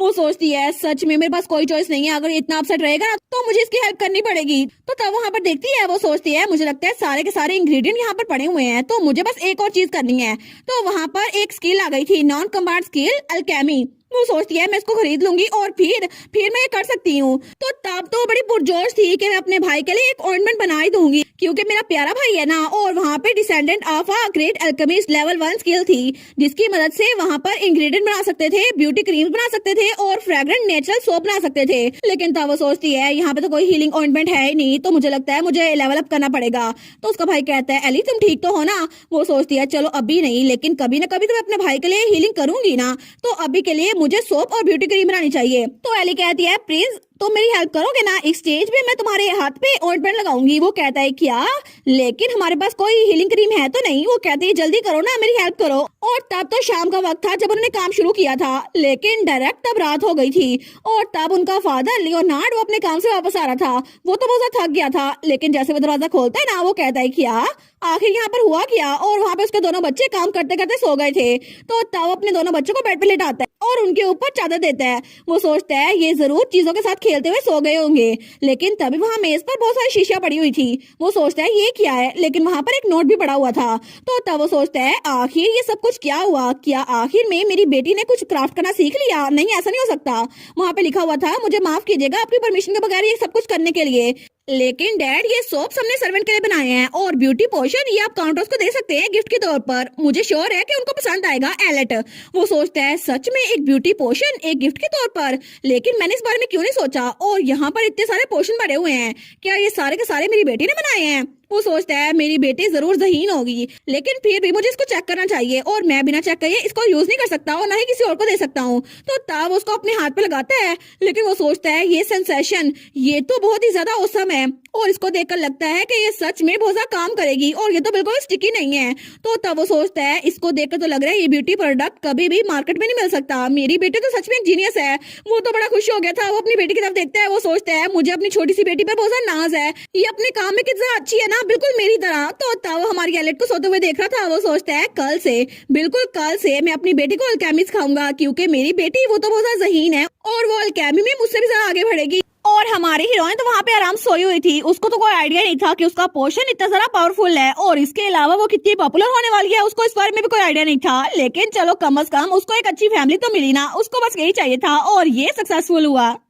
हमें हमारी हीरोइन की पास्ट लाइफ दिखाई जाती है। जब उसके फादर और ब्रदर की डेथ हो गई थी तो वहाँ उनके फ्यूनरल पे बैठी हुई थी, लेकिन तभी वहाँ पे उसके रिश्तेदारों के लड़ने की आवाज आ रही थी। क्या तुम मजाक कर रहे हो, हम उनको क्यों लेंगे, और या उसको ऑर्फनेज भेज दो या फिर उसको मरने के लिए छोड़ दो। तो उसका हस्बैंड कहता है क्या तुम मेरी बात ही सुन रही, मेरी बात सुनो। लेकिन हमारी हीरोइन वो सोचती है क्या कोई भी मुझे अपने पास नहीं रखेगा। और तब उसके पास दो लोग आते हैं, तो वो ऊपर देखती है तो वहाँ पे उसकी अंकल और आंट थे। तो उसका अंकल कहता है उठ जाओ, अब से तुम मेरे साथ और अपनी आंट के साथ रहोगी। और तब उसको अपने घर ले आए थे। लेकिन रात को वो लोग उसको लिविंग रूम में छोड़ गए थे और वो वहां पे लेटी रो रही थी क्योंकि उसको नींद नहीं आ रही थी। लेकिन तभी वहां को इसको तकिया मारता है तो वो कहती है कि यार, तो वहां पे उसकी कजन थी, वो कहती है बस कर दो, तुम्हारी वजह से मैं सो नहीं पा रही, कितना शोर कर रही हो तुम। और क्या ये काफी नहीं था कि तुम्हारे जैसे लीच हमारे साथ आके रहना शुरू हो गई है, तुम तो कितनी अनोइंग हो ना। लेकिन हमारी हीरोइन वो कुछ नहीं बोलती। और तब उसके अगले दिन उसकी आंट कहती है तुम्हें पता है ना कि हम फाइनेंशियली इतने स्टेबल नहीं है, तो तुम इस बात को समझोगी है ना, तो हमसे कोई सपोर्ट एक्सपेक्ट ना करना। वो कहती है ठीक है आंटी। लेकिन तब कुछ अरसे बाद उसकी अंकल, आंट और उसकी कजन वो लोग शॉपिंग करके आए थे और उनके पास तो बहुत सारे बैग्स थे और बहुत ज्यादा खुश लग रहे थे। वो कहती है हम लोग खाना कब खाएंगे, तो उसका अंकल कहता है हम लोगों ने पहले ही खाना खा लिया है। और तब कुछ अरसे बाद फिर से वो लोग बाहर से मूवी देख कर आए थे और वो लोग बहुत ज्यादा खुश लग रहे थे। लेकिन तब वो फिर से कहती है अंकल डिनर के बारे में, तो उसका अंकल कहता है हमने खा लिया है। तो हमारी हीरोइन वो कहती है क्या, लेकिन तब वो लोग अपने कमरे में बंद हो गए थे और हमारी हीरोइन भाई खड़ी रह गई थी। और तभी वहां पर थोड़े से चावल पड़े थे, उसको खा रही थी। वो सोचती है इन्होंने कहा था कि इनके पास पैसे नहीं है, लेकिन ये रोजाना बाहर जाके खाना खाते हैं, लेकिन मुझे बाहर क्यों नहीं लेके जाते। तो तब कुछ अरसे बाद जब वो मिडिल स्कूल में थी ना, तो तभी उसको कुछ पता चल गया था और वो डॉक्यूमेंट्स अपने अंकल और आंट के सामने रख दिया है। वो कहती है मुझे सब कुछ पता चल गया है, मेरे फादर और ब्रदर की डेथ बेनिफिट, उसके अलावा सेटलमेंट मनी जो कि ट्रैफिक एक्सीडेंट की वजह से हुआ था, और हमारे घर को बेच के जो पैसे आए हैं आपने वो सारे के सारे ले लिए। तो उसका अंकल कहता है फिर क्या हुआ, तुम कितनी अनग्रेटफुल हो ना, तुम उस सारे मनी के बारे में सोचो जो अभी तक हम तुम्हें देते आ रहे हैं। तो उसकी आंटी भी कहती है शेम ऑन यू, तुम्हें पता है तुम्हें भड़ा करना कितना मुश्किल है, अगर तुम्हें ऐसे बिहेव करना है ना तो यहाँ से बाहर निकल जाओ, हमारे घर से निकल जाओ। तो हमारी हीरोइन वो बाहर आ गई थी और उसको बहुत ज्यादा दुख हो रहा था और तभी उसकी आंखों में आंसू थे। लेकिन तभी उसे आवाज आती है डैड, और वहां पे एक हैप्पी फैमिली थी जहाँ पे मॉम, डैड और ब्रदर सिस्टर थे। तो तब वो बेचारी वो सोचती है मॉम, डैड, भाई कोई तो यहाँ पर आओ। और तब वो बहुत ज्यादा उदास थी और ये सब कुछ अपने ख्वाब में सोच रही थी। वो सोचती है कोई भी प्लीज, कोई तो मेरे पास रहो, मुझे छोड़ के मत जाओ। तो तब वो रो रही थी, लेकिन तभी उसका कोई हाथ पकड़ता है और वहां पे हमारी हीरोइन वो नींद में रो रही थी। वो कहती है डैड, तो उसका डैड उसके पास था। वो कहता है कोई बात नहीं मेरी प्यारी बेटी, डैड यहीं पर है, तुम्हें जरूर कोई बुरा ख्वाब आया होगा, सब कुछ ठीक हो जाएगा। तो अपने डैड को देखती है, वो कहती है डैड क्या ये सच में आप हैं। तो वहां पे मिस्टर रोडलिन था जो कि इस लाइफ में एली का डैड था। वो कहता है बिल्कुल ये मैं ही हूँ, तो तुम यहाँ पर आराम सो जाओ, मैं तुम्हारे पास ही हूँ, ठीक है। वो कहता है फिक्र ना करो। वो कहती है आप प्रॉमिस करते हैं मेरे पास ही रुकेंगे। तो उसका फादर कहता है बिल्कुल मैं प्रॉमिस करता हूँ। लेकिन तब थोड़ी देर बाद हमारी हीरोइन वो सही से उठ के बैठ जाती है। वो सोचती है क्या आखिर इन दोनों ने मेरा हाथ इतना कस के क्यों पकड़ा हुआ है। और वो सोचती है मैं तो ख्वाब में कह रही थी ना प्लीज मुझे छोड़ के मत जाओ, क्या लेकिन क्या मेरे भाई और मेरे फादर ने मेरा हाथ पकड़ लिया। ओहो, तो वो ख्वाब नहीं था ना, मैं तो बहुत एम्बेरस हो रही हूँ। लेकिन थोड़ी देर बाद उसने अपने फादर को वहां पे लिटा दिया था और खुद उठ के बाहर निकल आई थी। तो तब दरवाजा बंद करते हुए उनको देखती है। वो सोचती है अब मैं उठी गई हूँ तो अब मुझे नींद तो आएगी नहीं, तो इससे अच्छा मैं नावल पढ़ लूं। और तभी वो वहां पर आती है और वही नावल निकालती है अपनी लाइब्रेरी में से जिसमें वो रिइंकार्नेट हुई थी। तो वो सोचती है जहां तक मुझे याद है ना रोलिंग फैमिली के बारे में तो यहाँ पे कहीं मेंशन किया गया था। लेकिन जैसे वहां पर पढ़ती है ना, वो कहती है हाँ यहीं पर है। जब काउंट का स्पॉइल्ड बेटा वो गायब हो गया तो एक सर्वेंट ने उसको अप्रोच किया, शाइली। उसने कहा हेलो मेरा नाम है प्रिंस रोडलिन और मैं इस जगह का सर्वेंट हूँ। और वो था हमारी हीरोइन का भाई। वो कहता है प्लीज लॉर्ड रोमडियो की रूडनेस के लिए माफ कीजिएगा, मैं आपको अपना कमरा दिखाता हूँ, प्लीज इस तरफ आए। और तब उसको एक कमरे में लेके आता है। वो कहता है आपको ये वाला कमरा अच्छा लगेगा क्योंकि बाकी कमरे इसके हिसाब से छोटे हैं। लेकिन मेल लीड कहता है ये कमरा तो किसी लेडी का कमरा लग रहा है, क्या ये ठीक होगा अगर मैं यहाँ पे रहूं। तो हमारी हीरोइन का भाई कहता है बिल्कुल आप इस बारे में फिक्र ना करें, ये सारी की सारी चीजें मेरी सिस्टर की है जो अब इस दुनिया में नहीं है। तो हमारी हीरोइन कहती है क्या इस दुनिया में नहीं है। तो तभी उसके हाथ से बुक नीचे गिर जाती है। वो सोचती है इसका मतलब है कि मैं मर चुकी हूँ, लेकिन ये स्टोरी तो फ्यूचर में जाके होगी ना, मेरा भाई बड़ा हो चुका होगा, तो इसका मतलब है कि मैं अभी इन्हीं दिनों में मर जाऊंगी। तो तब उसको तो यकीन ही नहीं हो रहा था। वो सोचती है मैं सच में मरने वाली हूँ। तो तब वो बुक ही खोल लेती है। वो सोचती है ये स्टोरी तो कितनी क्रूल है ना, मैं जैसे मर्जी इसको पढूं, लेकिन क्या सच में मैं मरने वाली हूँ? उसने सच में लिखा हुआ है मेरी छोटी बहन एलेट रोडलिन वो मर चुकी है और मेरी डेथ तो कंफर्म है। तो वहां पे लिखा था प्रिंस ने मेल लीड को बताया यहाँ पर इस गिलेट कैसल के नीचे एक डंजन था जो कि सील था, लेकिन मेरी बहन अचानक से उसमें स्लिप कर गई और उसके बाद वो हमें मिली नहीं, लेकिन इस तरह उसकी मौत हो गई। और इसके बाद वो मजीद कुछ बता नहीं सका क्योंकि उसने अपनी बहन की बिलोंगिंग्स को देखा जिसको वो फेंक नहीं पाया था। तो वो सोचती है सच में ये मेरा फ्यूचर होगा, लेकिन क्या सच में इस कैसल के नीचे एक डंजन है? लेकिन डंजन का रास्ता तो पता नहीं कहाँ से खुल आता है। तो क्या सच में मैं किसी डंजन में जाने वाली हूँ? पता नहीं, मुझे तो बहुत ज्यादा डर लग रहा है, लेकिन अगर ऐसा ही है ना तो फिर मुझे उस जगह जाना ही नहीं होगा। तो तब वो बुक पकड़ लेती है। वो कहती है मैं यहाँ बैठ के अपनी मौत का इंतजार नहीं कर सकती, मुझे इस पूरे नावल को पढ़ना होगा ताकि कोई सोल्यूशन मिल सके। और तब पूरी रात उसने वो पूरा नावल पढ़ा था, लेकिन तब तक सुबह भी हो चुकी थी। और तब उस बुक को बंद करती है। वो सोचती है मैंने पूरी की पूरी बुक 2 बार पढ़ ली है, लेकिन ये एंडिंग तो सच में बिल्कुल सेंस नहीं बना रही। ये कितनी गंदी एंडिंग थी ना, मेरी लाइफ तो पूरी ट्रेजेडी से भरी हुई है, मुझे एक डंजन में जाके मरना पड़ेगा। एक्सक्यूज मी ऑथर, सच में मेरे करेक्टर के लिए इतने हार्डशिप्स क्यों हैं? वो सोचती है सिर्फ मेरा करेक्टर ही नहीं, मेल लीड भी, उसकी लाइफ भी कितनी बुरी थी ना, उसको बार बार टाइम में वापस आना पड़ रहा था इस दुनिया को बचाने के लिए, लेकिन उसका यहाँ पे जीना कितना मुश्किल हो गया होगा ना। सच में ये कहानी तो बिल्कुल बेकार है। तभी उसके सामने नोटिफिकेशन आती है स्किल पैकेज कम्बार्ट। वो सोचती है बिल्कुल मुझे ये लेना ही होगा, ये 10 मिलियन का मिल रहा है ना, लेकिन मुझे ये लेना ही होगा।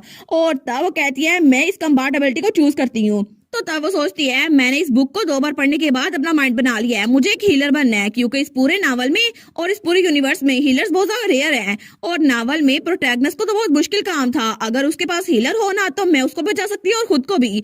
तो वो कहती है मुझे एक हीलर बनना है और मुझे इस वक्त हीलर की जरूरत है। तो तभी नोटिफिकेशन आती है आपको सोल ऑफ लेजेंडरी सेंट के लिए चुना जा चुका है, आपकी स्किल वो जॉब के हिसाब से सेट होगी। लेकिन तब वहां पर वो स्किल उसको मिल रही थी और वो सोचती है ठीक है बस ये मुझे मिल जाए, लेकिन तभी नोटिफिकेशन आई थी स्किल कैंसल, क्योंकि रिक्वायरमेंट मैट नहीं हो रही, आपको डिवाइन पावर को सबसे पहले एक्वायर करना होगा। वो सोचती है क्या? तो तभी वहां पर आया था प्लीज सबसे पहले क्वेस्ट को पूरा करे। वो कहती है एक क्वेस्ट। और तब थोड़ी देर बाद वो वहां चर्च में थी जिसको बहुत दिनों से अबेंडन किया गया था और वो वहां पर सफाई कर रही थी, लेकिन तभी सफाई करने के बाद वो एक सीट पे बैठ जाती है। वो सोचती है ये तो अभी भी सही तरह साफ नहीं हुई, मुझे लगता है यहाँ बहुत ज्यादा डस्ट है, मुझे लगता है इसको रेगुलरली साफ करना पड़ेगा।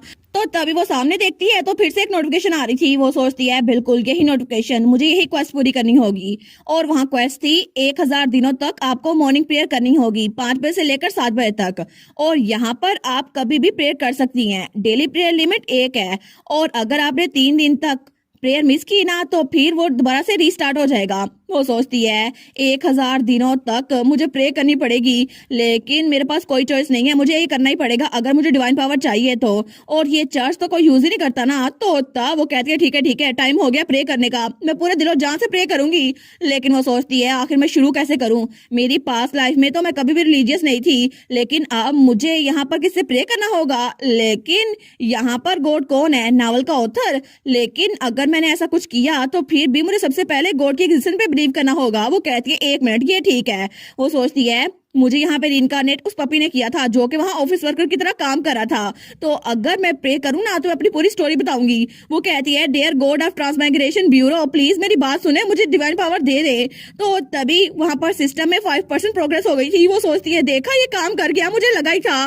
तो तब वो सोचती है ठीक है मैं पूरी सिंसियरिटी लगाऊंगी। वो कहती है डियर गॉड मुझे उम्मीद है आप सुन रहे होंगे, मैं यहाँ पे बहुत ज्यादा मुश्किल से आई हूँ, लेकिन आई होप कि आप मुझे डिवाइन पावर दे दे, क्योंकि मेरी लाइफ पहले बहुत ज्यादा ऑर्डिनरी थी। लेकिन तब वो सोचती है ऑर्डिनरी लाइफ बिल्कुल भी नहीं, मेरी लाइफ बिल्कुल भी अच्छी नहीं थी। और तब वो आगे प्रे करते हुए कहती है बिल्कुल क्योंकि मेरी बात सुने, मैं अपनी पुरानी लाइफ में बिल्कुल खुश नहीं थी और मुझे उसकी बिल्कुल याद नहीं आती, और मेरे अंकल और आंट ने मेरे सारे के सारे पैसे अपनी फैमिली पे लगा दिए और इस तरह उन्होंने कभी भी मुझे प्यार नहीं दिया। टू बी ऑनेस्ट मैं सच में अपनी पुरानी लाइफ को मिस नहीं कर रही। तो उसकी मॉर्निंग प्रेयर वो 60% तक हो गई थी।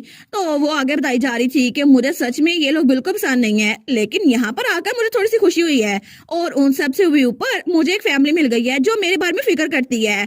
और इसीलिए मिस्टर रोडलिन और प्रिंस वो तो मुझे मेरे फादर और ब्रदर की याद दिलाते हैं और वो तो उनकी जैसे लगते भी हैं। लेकिन वो सोचती है मैं एम्बैरस क्यों हो रही हूँ, कोई भी तो मेरी बात नहीं सुन रहा। तो तब वो सोचती है देखो सही प्रोग्रेस कितनी हो गई है। तो वहां पर 90% हो गई थी। वो कहती है बिल्कुल बिल्कुल, और इसके अलावा अब मैं मर चुकी हूँ ना, तो मुझे बस एक ही गिल्ट है कि मेरे मरने के बाद जो डिपॉजिट होगा ना वो मेरे अंकल को मिलेगा। और इसीलिए मुझे इस बात का बहुत ज्यादा गुस्सा है कि वो सारा का सारा डिपॉजिट मेरे अंकल को क्यों मिलेगा, वो मुझे मिलना चाहिए था। लेकिन अब मेरे मरने के बाद भी मेरे सारे पैसे अंकल को मिलेंगे, मुझे इस बात का गुस्सा आ रहा है। तो तभी नोटिफिकेशन आई थी कंप्लीटेड। वो सोचती है क्या ये कंप्लीट हो गया, तो वहां नोटिफिकेशन थी voice that shape the world. उन्होंने रीश्योर किया है कि आपका रेंट डिपॉजिट वो आपका ट्रांसमाइग्रेशन इंश्योरेंस के लिए यूज होगा। वो कहती है क्या सच में? तो वहां पर लिखा था बिल्कुल आपके अंकल को वो पैसे नहीं मिलेंगे और ऐसा कुछ भी नहीं होगा, सारा फायदा आपको होगा, उनको नहीं होगा। वो सोचती है सच्ची ऐसा हो सकता है। लेकिन तभी पीछे आया था टीम गॉड आपके प्रेयर का रिस्पॉन्स कर रही है। वो सोचती है सच्ची रिस्पॉन्स कर रहे हैं, मुझे लगा नहीं था। लेकिन तभी वहां पर लिखा था कि आपके कजन को बाहर निकाल दिया गया है और अब वो हाई स्कूल से भी निकल आई है और वो कॉलेज में भी जा नहीं सकती। वो सोचती है ये तो सरप्राइज की बात है ना, वो तो पहले 4 बार फेल हो चुकी है। लेकिन तब आगे लिखा हुआ था आपकी आंटी ने कुछ चीजों में इन्वेस्टमेंट की और साथ के लोगों से भी पैसे लिए थे, लेकिन वो स्कैम निकला और अब सब लोग आपकी आंटी के पीछे पड़े हुए हैं। वो सोचती है मुझे लगा ही था कि ये सब कुछ होगा। लेकिन तभी आगे लिखा था आपके अंकल, उन्होंने भी लोगों को बहुत ज्यादा स्कैम किया था और इसी वजह से वो फ्रॉड की वजह से पकड़े जा चुके हैं और उनके पास बिल्कुल भी पैसे नहीं बचे। वो कहती है थैंक यू मुझे बताने के लिए। वो सोचती है पता नहीं अब तो मैं मर चुकी हूँ, लेकिन ये सब कुछ सुन के भी मुझे अच्छा लग रहा है कि मेरे मरने के बाद ये सारे पैसे उनको नहीं मिले। लेकिन तभी नोटिफिकेशन आई थी voice that shape the world आपके इर्द गिर्द कॉशियस है। वो सोचती है क्यों मेरे इर्द गिर्द की कॉशियस है। लेकिन तभी नोटिफिकेशन आई थी voice that shape the world उसके हिसाब से आपका टाइम वो जल्दी खत्म हो गया था। वो कहती है अच्छा मैंने तो यहाँ आने से पहले खबर सुनी थी ना कि यहाँ पर पूरे मुल्क में बहुत सारा मौतें हो रही हैं और बहुत सारे लोग गायब हो रहे हैं, लेकिन क्या इस सब का ताल्लुक इस गॉड से है? तो तब वहां पर लिखा था voice that shape the world आपसे कुछ कन्फेस करना चाहती है। एक्चुअली हमारे सिस्टम में एक बग था जिसकी वजह से आपकी सोल वो ट्रांसमाइग्रेट हो गई। हालांकि आपको भी मरना नहीं था, लेकिन गलती से ये सब कुछ हो गया। तो वो कहती है क्या गलती से? वो तो स्पीचलेस हो गई थी। वो सोचती है इन्होंने गलती से ये सब कुछ किया। तो वहां पे नोटिफिकेशन आ रही थी ये सारी हमारी गलती थी, हमें माफ कर दे, लेकिन इसी वजह से हमने आपको फुल पैकेज दिया था। वो सोचती है ऐसा लगता है ये लोग तो ऑफिस वर्कर की तरह काम कर रहे हैं। वो कहती है नेवर माइंड, मैं पहले ही मर चुकी हूँ तो क्या फायदा पास्ट लाइफ में वापस आने का, या फिर आपने जो बग क्रिएट किया था उसके बदले में मुझे 1000 दिन की कंपनसेशन दे रहे हैं ना। लेकिन नोटिफिकेशन आई थी आपको ये तो करना ही पड़ेगा ना। तो वो सोचती है देखा मुझे लगता है मैं कुछ ज्यादा ही मांग रही थी, उन्होंने मेरी जान ले ली फिर भी। तो तभी वहां पर आया था उन्होंने एक डिसीजन बनाया है गॉड के हिसाब से आपको स्ट्रॉन्ग बनना होगा तो आपको उनसे प्रे करना होगा। वो कह दिया हाँ हाँ बिल्कुल। लेकिन तभी वहां पर आया था अगर आप उनकी ऑफर एक्सेप्ट करें तो आपको कुछ बख्श दिया जाएगा। तो हमारी हिरन कहती है सच्ची? फिर तो आई गेस मैं इसको एक्सेप्ट करती हूँ। लेकिन तभी नोटिफिकेशन आई थी अब आप उनकी पहली फॉलोअर बन चुकी हैं। वो कहती है फॉलोअर? लेकिन तभी उसके ऊपर रोशनी आ रही थी। वो कहती है एक मिनट, इसका मतलब है कि मैंने इस दुनिया में पहला रिलीजन स्टार्ट कर दिया है, तो यहाँ पर मैं पहली फॉलोअर हूँ। लेकिन वहां पर तो बहुत सारे पावर्स मिल रही थी उसको। वो कहती है ये तो गुजारी ज्यादा फास्ट हो रहा है, इसका मतलब है कि मैंने पहला रिलीजन बनाया और मैं पहली फॉलोअर हूँ। लेकिन तभी उसके सामने बिल्कुल एक न्यू नोटिफिकेशन आई थी आपके पास एक स्किल आ गई है जिसका लेवल 10 तक है और अब आपके पास डिवाइन पावर वो भी थोड़ी सी अनलॉक हो गई है और जब तक आप 1000 प्रेयर्स पूरी करती हैं तो ये डिवाइन पावर फुल हो जाएगी। तो वो सोचती है ये तो कितना इनक्रेडिबल है ना, मतलब मैं 1000 दिन के कंप्लीट होने से पहले भी अभी भी अपनी डिवाइन पावर थोड़ी थोड़ी करके यूज कर सकती हूँ। लेकिन तभी वहां पे नोटिफिकेशन आ गई थी पूरे के पूरे ऑफिस ब्यूरो में वहां पे बिल्कुल कंफ्यूजन हो गई है क्योंकि आपने एक नया रिलीजन स्टार्ट कर दिया है। तो वो सोचती है चाहे कुछ भी हो जाए मुझे कोई आइडिया नहीं है, लेकिन मुझे यहाँ पे ट्रस्ट है लॉर्ड वॉइस क्योंकि मेरे पास पावर्स आ गई है ना और मैं तो एक फेथफुल बिलीवर बन के रहूंगी। लेकिन तभी दूसरी तरफ हमें काउंटर्स का कमरा दिखाया जाता है जहाँ पे वो हमारी हीरोइन का बनाया हुआ ब्यूटी प्रोडक्ट लगा रही थी। वो सोचती है मेरी स्किन तो बहुत ज्यादा ग्रेट लग रही है ना, और वो थी काउंटेस सैंड्रा गिलेट। तो तब वो उस प्रोडक्ट को देखती है, वो सोचती है ये पोशन उस अल्केमिस्ट ने बनाया था ना, ये तो कितना इफेक्टिव है ना। मुझे लगा था कि ये बिल्कुल काम नहीं करेगा क्योंकि उसने मेरे बेटे के लिए जो स्पोर्ट्समैनशिप में इंप्रूव होने के लिए पोशन बनाए थे ना वो काम नहीं कर रहे थे, और मुझे लगा था वो झूठ बोल रहा है कि वो गोल्डन टावर में काम करता था। लेकिन सच में अगर वो पहले ये बना सकता था मुझे पहले ऑफर क्यों नहीं किया। तो तब उसके साथ उसकी बेटी बैठती, वो कहती है मदर क्या मैं आपको एक हैंड मिरर दूं, और वैसे भी आप तो मेरी हर एक बात को मिस कर रही हैं, आपने मेरी बात सुनी नहीं। और वो थी बियांका गिलेट जो कि काउंट गिलेट की बेटी थी। तो उसकी मॉम कहती है ओ माई ये तो बिल्कुल भी सच नहीं है डार्लिंग, तुम क्या बात कर रही थी? तो उसकी बेटी कहती है हम डिस्कस कर रहे थे कि गिलेड की किस्मत क्या होगी। तो वो कहती है क्या हमारी किस्मत? तो बियांका कहती है बिल्कुल, मुझे लगता है कि ग्रैंडफादर के बाद अभी तक किसी ने भी स्वॉर्डमैनशिप में इतना सब कुछ नहीं किया, और फादर भी स्वॉर्डमैनशिप में बिल्कुल अच्छे नहीं थे, और अब मेरा भाई वो भी स्वॉर्डमैनशिप में बिल्कुल इंटरेस्ट नहीं ले रहा। तो अगर आपको हमारे घर को बचाना है ना, तो इसके लिए आपको मुझे हेड ऑफ फैमिली बनाना पड़ेगा, और फिर मैं किसी नट शादी करूंगी और हमारी फैमिली बच जाएगी। तो आपका इस बारे में क्या ओपिनियन है मॉम? तो उसकी मॉम कहती है ओ अच्छा ये, वो सोचती है ये 10 साल की है लेकिन इसको अभी से इस बात की टेंशन हो रही है। वो कहती है तुम्हारा भाई अभी 12 साल का है ना, तो मुझे लगता है कि थोड़ा सा टाइम उसको देना चाहिए। लेकिन तभी वहां पे दरवाजा खुलता है और हेडमेड आती है। वो कहती है योर लेडीशिप, लेडी बियांका, चाय आ चुकी है। तो तभी काउंटेस कहती है लेकिन बियांका मैंने सुना था कि तुमने अपने एक और प्लेमेट को आज सुबह भेज दिया है, पता नहीं तुमने कितने दोस्तों को मना कर दिया है, तुम्हें पता भी है कि तुम किसी को पसंद नहीं करती।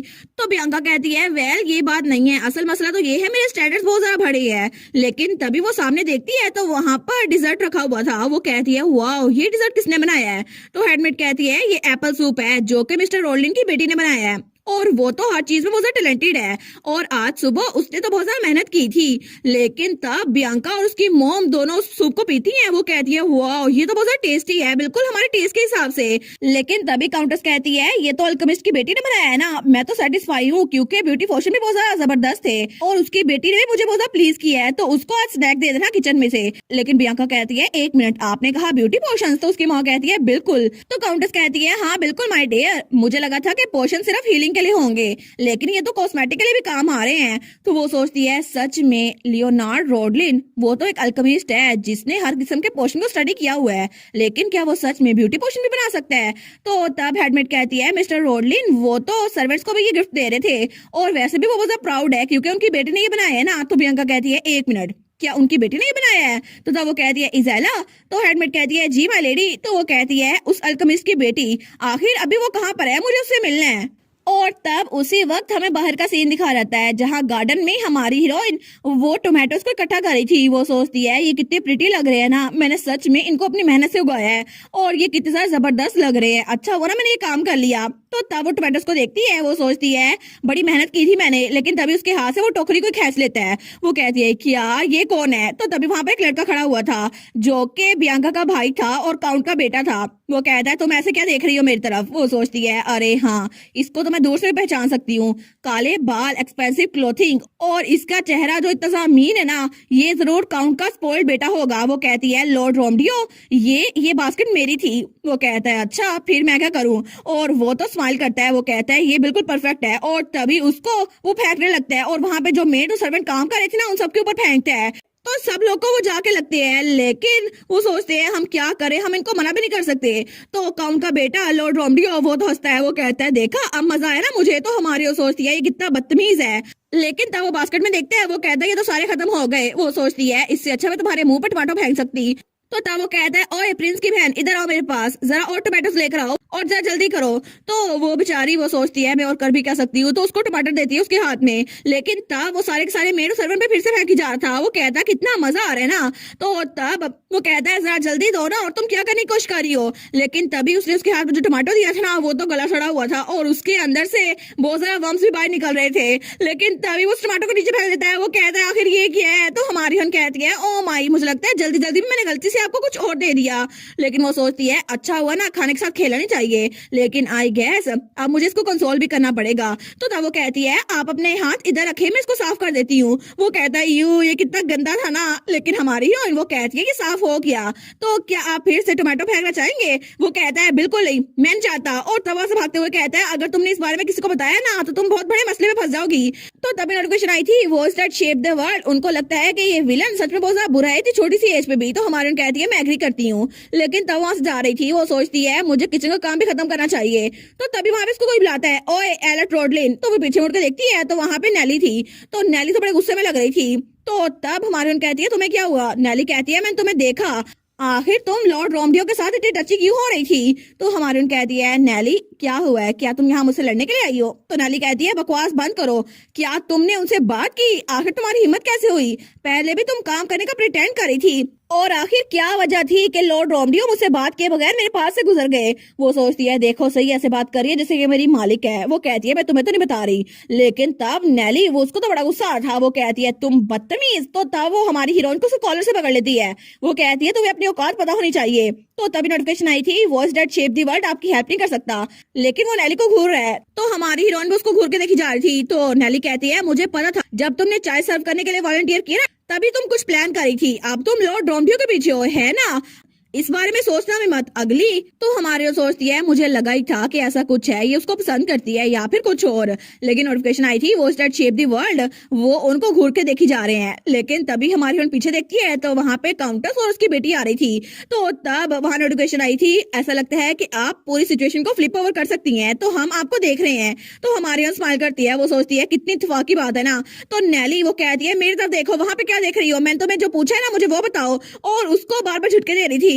लेकिन हमारी हीरोइन वो कहती है सॉरी नेली, लेकिन अभी तुमने क्या कहा, क्या तुम लॉर्ड रोमडियो को सेड्यूस करने वाली थी और एक नोबल बनने वाली थी, लेकिन तुम्हें नहीं लगता ये कुछ ज्यादा हो जाएगा। तो नेली कहती है एग्जैक्टली मैं यही करने वाली थी, तुम्हें समझ आ गया डमी। तो हमारी हीरोइन कहती है लेकिन नेली तुम्हें नहीं लगता ये कुछ ज्यादा हो जाएगा, वो एक नोबल है तुम एक कॉमनर हो। तो वहां पे बियांका भी उनको देख रही थी। तो नेली कहती है किसको फर्क पड़ता है, काउंटस भी पहले कॉमनर हुआ करती थी और किसने कहा कि मैं उसके फुट स्टेप पे नहीं चल सकती। लेकिन काउंटस उसको तो बड़ा गुस्सा आता है। तो हमारे सोचती है देखा ये काम कर गया।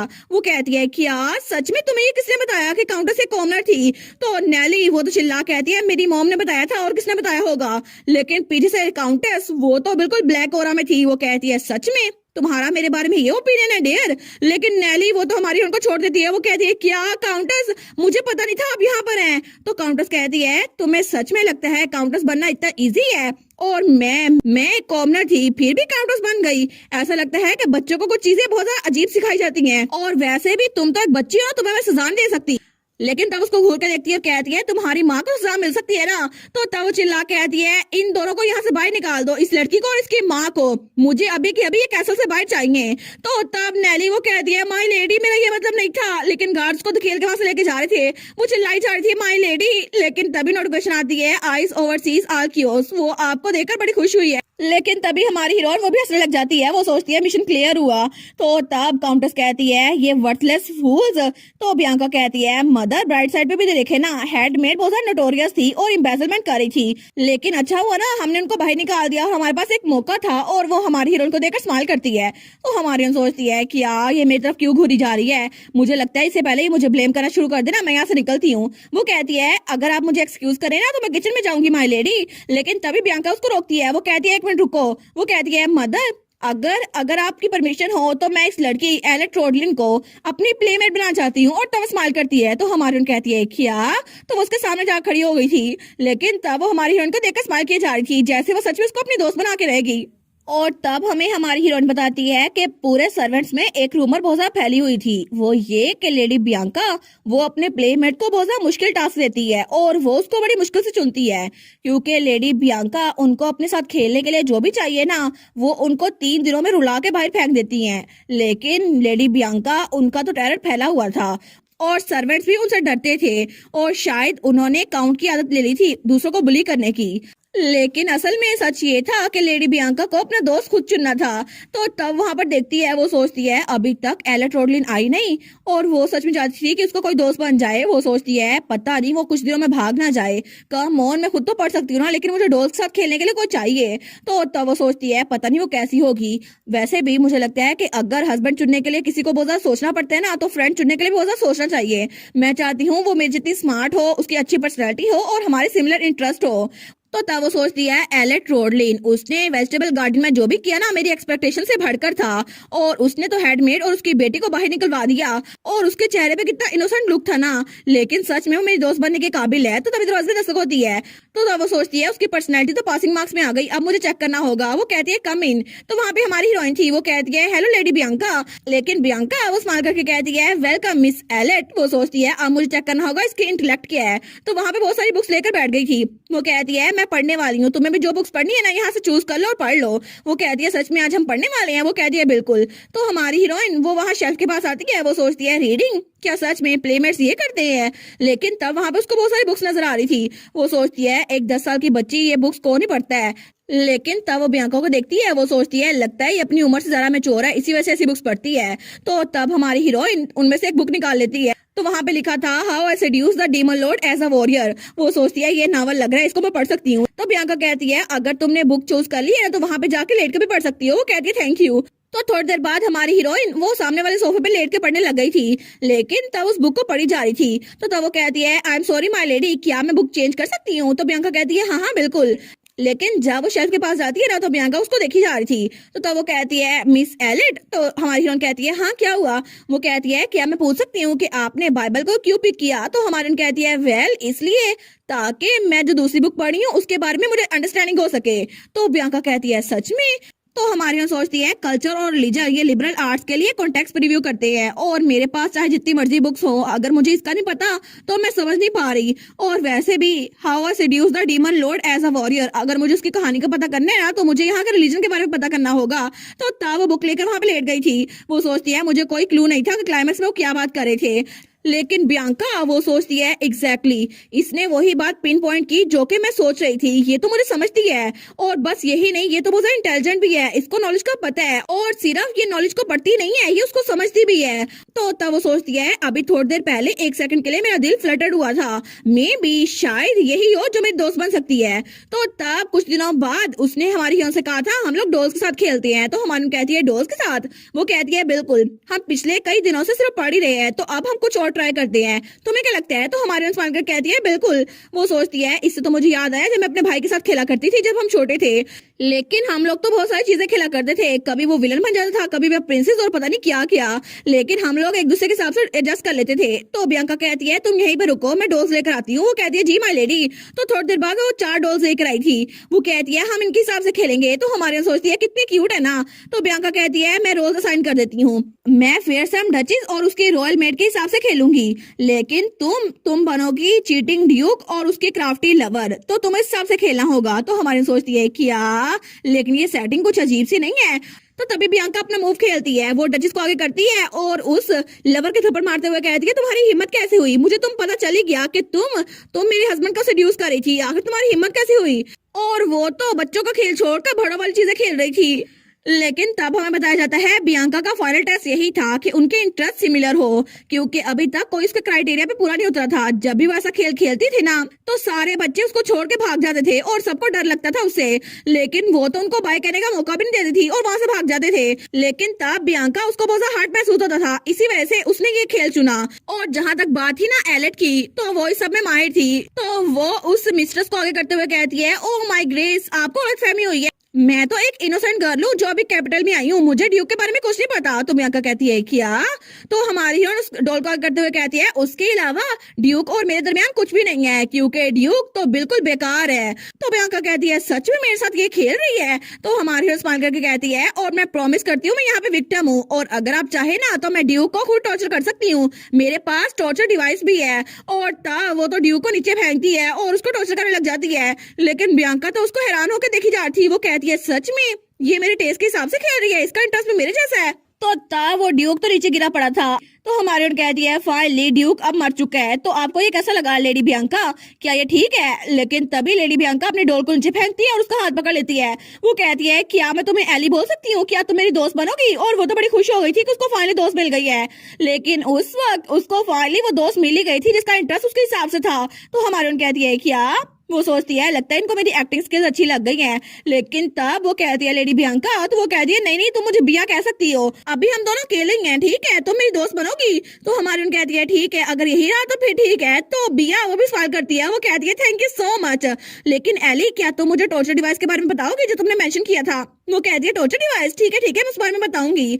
और तब काफी दिनों तक वो दोस्त बने रहे थे, लेकिन थोड़े दिनों बाद हमारी हीरोइन फिर से चर्च में बैठी हुई थी और वो प्रे करते हुए सब कुछ बता रही थी मैंने बिया के साथ खेलना शुरू कर दिया है, और वो तो बहुत ज्यादा इंटरेस्टिंग है, मैं तो उसके साथ बहुत ज्यादा मजे करती हूँ। लेकिन तभी नोटिफिकेशन आई थी आज 22वां दिन है 1000 दिनों में से। वो सोचती है मैंने बिया के साथ बुक्स भी पढ़ी, बड़ा मजा आया।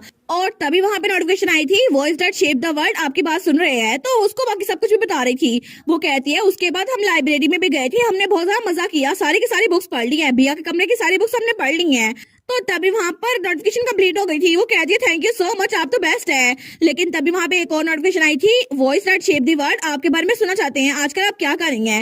वो कहती है मेरी कुकिंग स्किल वो तो लेवल 4 की हो गई है और मैंने जिस चीज को पहले टेस्ट किया हो ना उसको बना सकती हूँ। इसके अलावा मेरी अल्केमिक स्किल 3 भी हो गई है और अब तो मैंने चाय सर्व करना भी सीख ली है।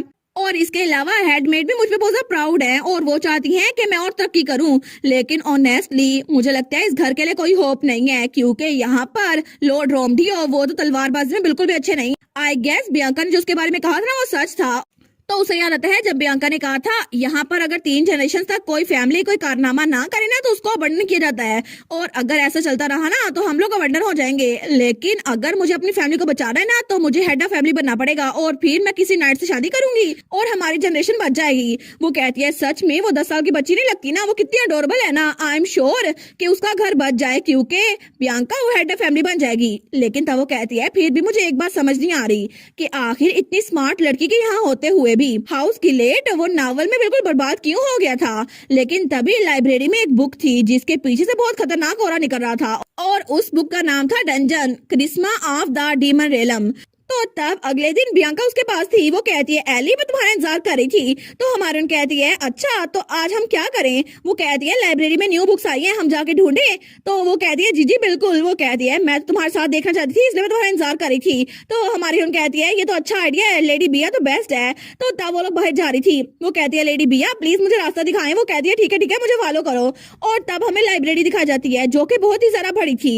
तो तब वो दोनों दरवाजा खोलती है और वो लोग अंदर आती है। तो हमारी कहती है वाह लाइब्रेरी तो बहुत ज्यादा बड़ी है। तो लेडी बियांका कहती है तुम पहली बार यहाँ पर आई हो ना, लाइब्रेरियन जरूर ब्रेक ले रहा होगा, मैं तुम्हें दिखाती हूँ। लेकिन तब वो कहती है मैं यहाँ पे अक्सर आया करती हूँ, मुझे तो ये बहुत फैमिलियर लगता है। तो तभी वहां पर देखती है तो वहां पर बिल्कुल खामोशी थी, लेकिन उसे कुछ अजीब सा महसूस होता है। वो कहती है क्या आज कुछ अलग सा लग रहा है। तो हमारी कहती है क्या हुआ भैया। वो कहती है नहीं कुछ नहीं हुआ, हमें एक बुक रीड कर रही थी और तुम्हें भी एक बुक चाहिए थी डंजन के बारे में, वो तो उस तरफ पड़ी थी, चलो हम ढूंढते हैं। तो तब वो लोग एक शेल्फ की तरफ जा रहे थे, लेकिन हमारी हीरोइन वो सोचती है कुछ अजीब लग रहा है, पता नहीं मुझे कुछ अजीब सा लग रहा है, इस कमरे में तो बहुत ज्यादा अंधेरा लग रहा है। लेकिन तब बिया वो कहती है ये रही वो बुक, तुम्हें डंजन के बारे में पता करना था ना। तो वो जिस बुक को उठाती है ना उस बुक का नाम था dungeon charm of the demon realm. तो हमारी हीरोइन वो जब देखती है वो कहती है कुछ तो अजीब लग रहा है, यहाँ पे तो बहुत ज्यादा अंधेरा लग रहा है। लेकिन तब वो लेडी बियांका की तरफ देखती है तो बिया बिल्कुल खामोश थी। वो कहती है बिया क्या हुआ। लेकिन तब जैसे उसने वो बुक उठाई थी ना उसको कुछ महसूस हो रहा था। तो दोनों लड़कियां उस तरफ देखती हैं तो जहां से उसने वो बुक उठाई थी ना उसके पीछे जैसे कोई रास्ता निकल रहा था, कोई पोर्टल सा था। तो वहां पे बिल्कुल डार्कनेस फैल रही थी। लेकिन तभी वहां से रेड कलर की रोशनी निकलती है और दोनों लड़कियों की तरफ बढ़ती है। तो दोनों पीछे रहती हैं। लेकिन तभी दोनों दूर दूर जा रही थी तो बिया उसका हाथ पकड़ लेती है और तभी अचानक से कुछ होता है और वहां पे वो बुक नीचे गिर गई थी। लेकिन दोनों लड़कियां वहां से गायब हो चुकी थी, जैसे वो लोग डंजन के अंदर जा चुकी हों।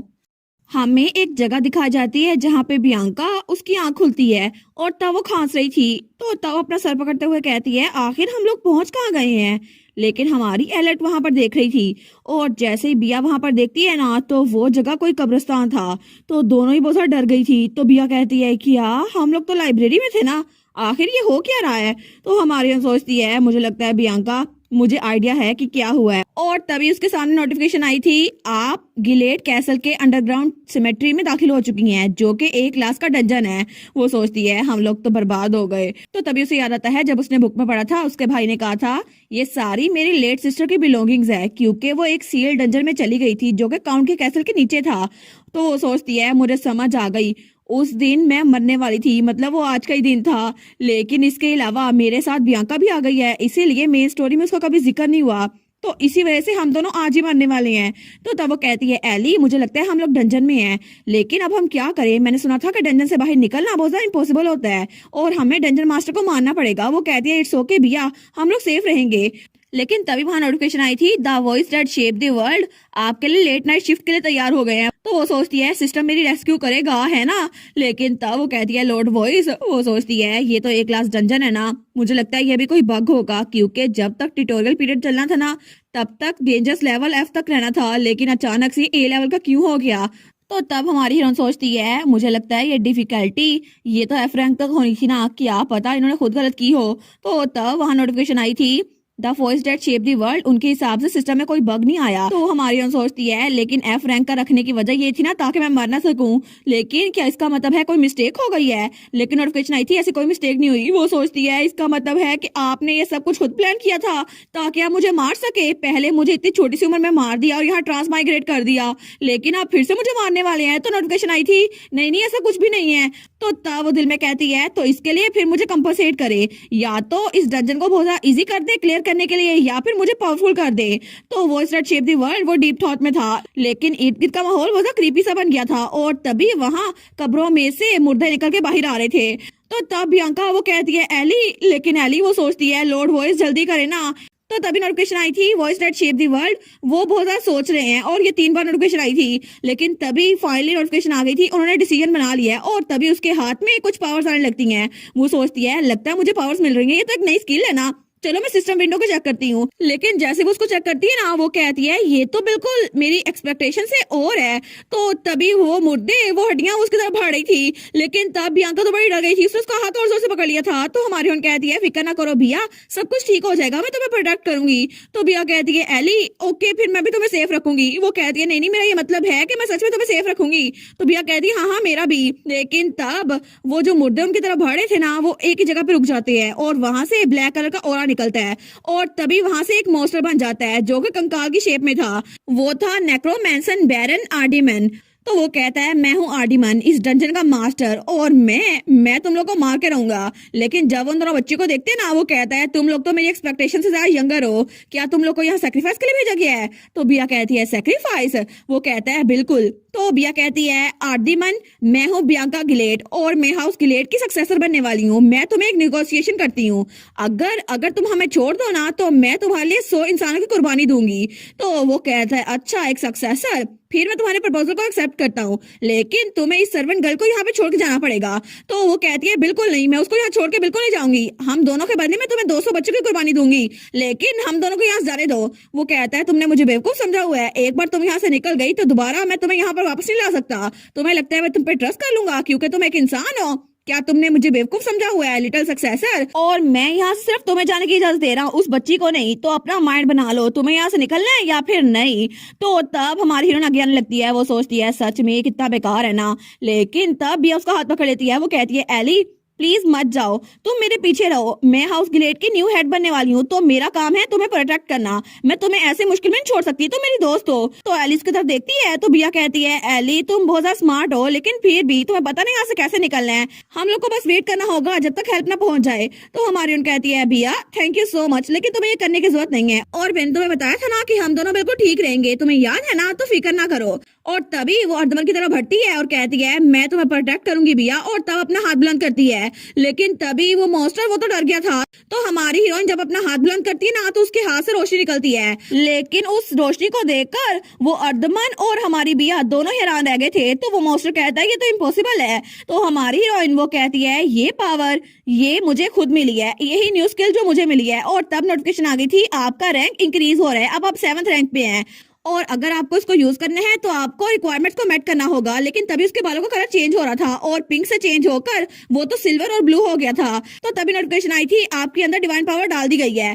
तो तब वो मॉन्स्टर वो अर्धमान वो कहता है डिवाइन पावर, मुझे यकीन नहीं होता, ये पावर अभी भी एग्जिस्ट करती है जबकि गॉड ने इस दुनिया को अबंडन कर दिया था। तो हमारे उन कहती है आई गेस तुमने अभी तक खबर नहीं सुनी, मैं यहाँ पर उनकी सक्सेसर बनकर आई हूँ। और तभी अपनी पावर यूज करती है ओमनीसेंस, लेकिन तभी वहां पर सामने एक कीबोर्ड आ गया था। तो तब वहां पे लिखा था यहाँ पे सर्च करें। वो सोचती है क्या ओमनीसेंस एक सर्च इंजन है, मुझे पता क्यों नहीं था। लेकिन तभी वो सर्च करती है टॉप 50 डिवाइन स्किल्स इन सेरेंट्रा। तो तब वो डीमन वो कहता है तुम चाहे जो मर्जी करी हो, लेकिन मैं तुम्हें ऐसे पीछे बैठ के देख नहीं सकता। और तभी वो अपने हाथ से रेड कलर का गोला बनाता है और उसकी तरफ फेंकने लगता है। वो कहता है मैं तुम्हें जान से मार के रहूंगा। लेकिन तभी हमारी हीरोइन की सर्च कंप्लीट हो गई थी। वो सोचती है ठीक है मैं सबसे पावरफुल स्किल को यूज करूंगी, लेकिन तभी वो फेल हो गई थी। वो कहती है कम ऑन हम लोग मरने वाले हैं। और उसी वक्त उस मॉन्स्टर ने हमारी हीरोइन की तरफ वो गोला फेंक दिया था। वो कहता है तुम मर जाओ, लेकिन बिया चिल्ला कहती है एली तो हमारी सोचती है ठीक है मैं और नहीं यूज कर सकती तो 15 तो यूज कर सकती है ना। तो तब वो 15 को यूज करती है तो तभी वहां पे प्रोटेक्टिव शील्ड बन गई थी। वो कहती है सीज बैरियर, इसने मुझे बचा लिया। और तब वहां पे 11 डिवाइन स्किल थी। वो कहती है ओमनीपोटेंस, डिवाइन रिट्रीब्यूशन, तुम वापस रह जाओ। और तभी वहां पर इट की बिजली गिरने लगती है और सारे के सारे कंकाल उन पे बिजली गिर रही थी। लेकिन वो मॉन्स्टर उसके ऊपर बिजली गिरती है और वो तो बिल्कुल गायब हो रहा था। लेकिन थोड़ी देर बाद वो बेचारा तो जल भुन गया था और हमारी नीचे आती है।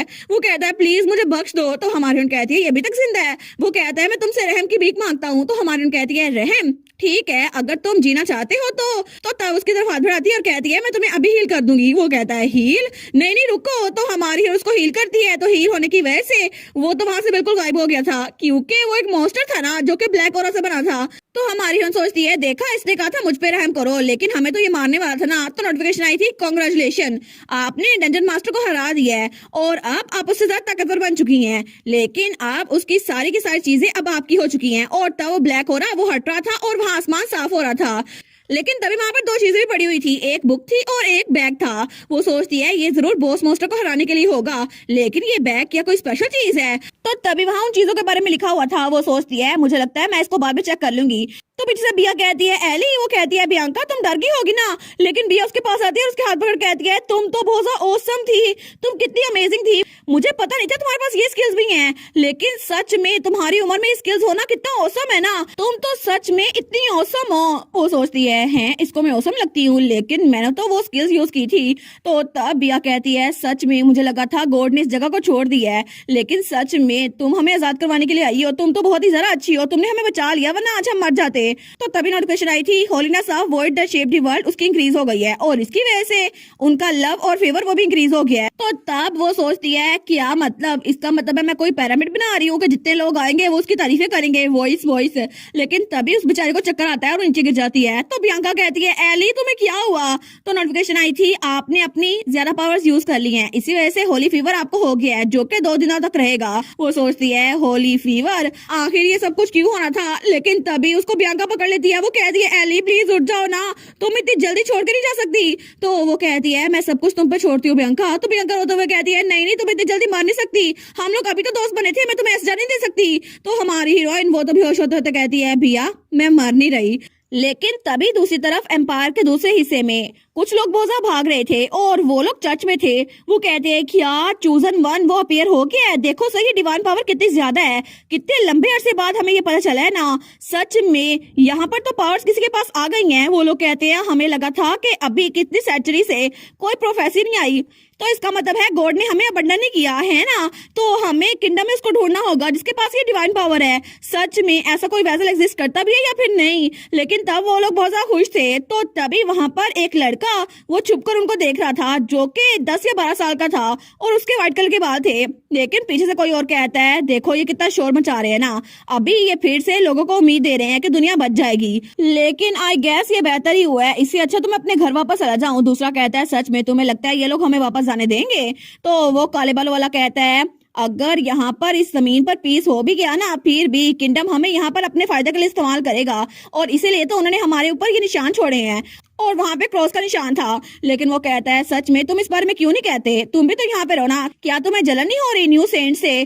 तो तब वहां पर वो लड़का खड़ा हुआ था व्हाइट बालों वाला, उसकी ब्लू कलर की आईज थी। तो वो कहता है मुझे जलन नहीं हो रही क्योंकि जलन बहुत बड़ा गुनाह है और मैं ऐसा कुछ नहीं सोच रहा। लेकिन तब उसके दोस्त कहते हैं देखो सही ये कैसे बातें कर रहे हैं, जैसे बड़ा अमेजिंग है, हमारे साथ यहाँ पर आए थे ना। लेकिन दूसरा कहता है चलो यहाँ चलते हैं। तो वो लोग वहां जाते हुए कहते हैं अगर कोई सेंट आया ना या सेंटस हुई तो अच्छा होगा अगर वो हीलर हो, क्योंकि हमारा दिल नहीं करता कि ऐसे कोई चोटें खाते जाए। लेकिन तब वो लड़का अपने बाजू में देखते हैं जहाँ पे वो निशान बना हुआ था। तो वो लड़का वो तो कहानी का मेल लीड था। वो सोचता है पता नहीं वो कौन होगा, लेकिन शायद मुझे गलतफहमी हुई है।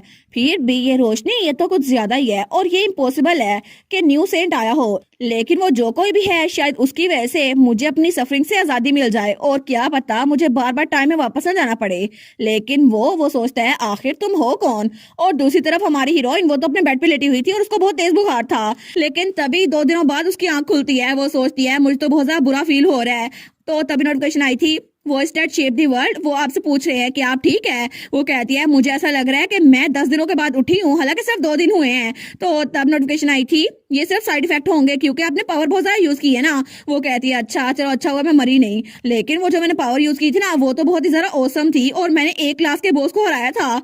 तो नोटिफिकेशन आई थी आप टाइम के साथ साथ और स्ट्रॉन्ग बनती जाएंगी। तो वो कहती है अच्छा हुआ ना, डिवाइन पावर तो सबसे ज्यादा बेस्ट है। लेकिन वहां पे नोटिफिकेशन आई थी ऐसा लगता है कि हमें आपकी पावर को डबल करना चाहिए और आपको खुद भी ट्रेनिंग करनी चाहिए अपनी फिजिकल हेल्थ के लिए। वो कहती है हाँ हाँ मैं एग्री करती हूँ और अब से मैं खुद भी स्ट्रॉन्ग बनूंगी।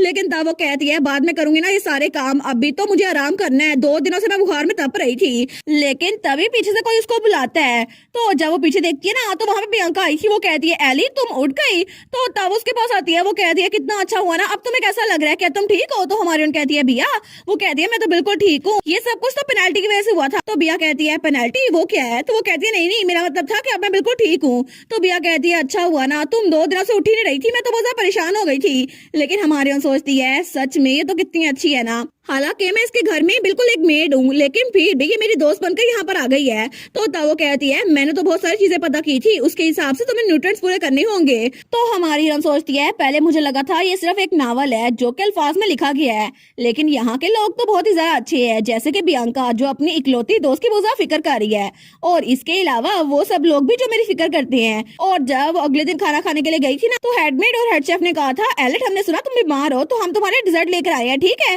तुम आराम से घर जाके खाना खा लेना। लेकिन उसके भाई और उसके फादर ने भी उसकी बहुत ज्यादा केयर की थी। वो कहती है ये तो बहुत ज्यादा बिटर दवाई थी। तो उसका भाई कहता है कोई बात नहीं इसको खा लो ना, तुम्हें बिटर नहीं लगेगा। लेकिन वो सोचती है सच में ये लोग तो सच में बहुत ही ज्यादा अच्छे हैं, मुझे लगा था गॉड ने मुझे बटन कर दिया है, लेकिन इस नावल में रीइंकार्नेट होना इतना भी बुरा नहीं था।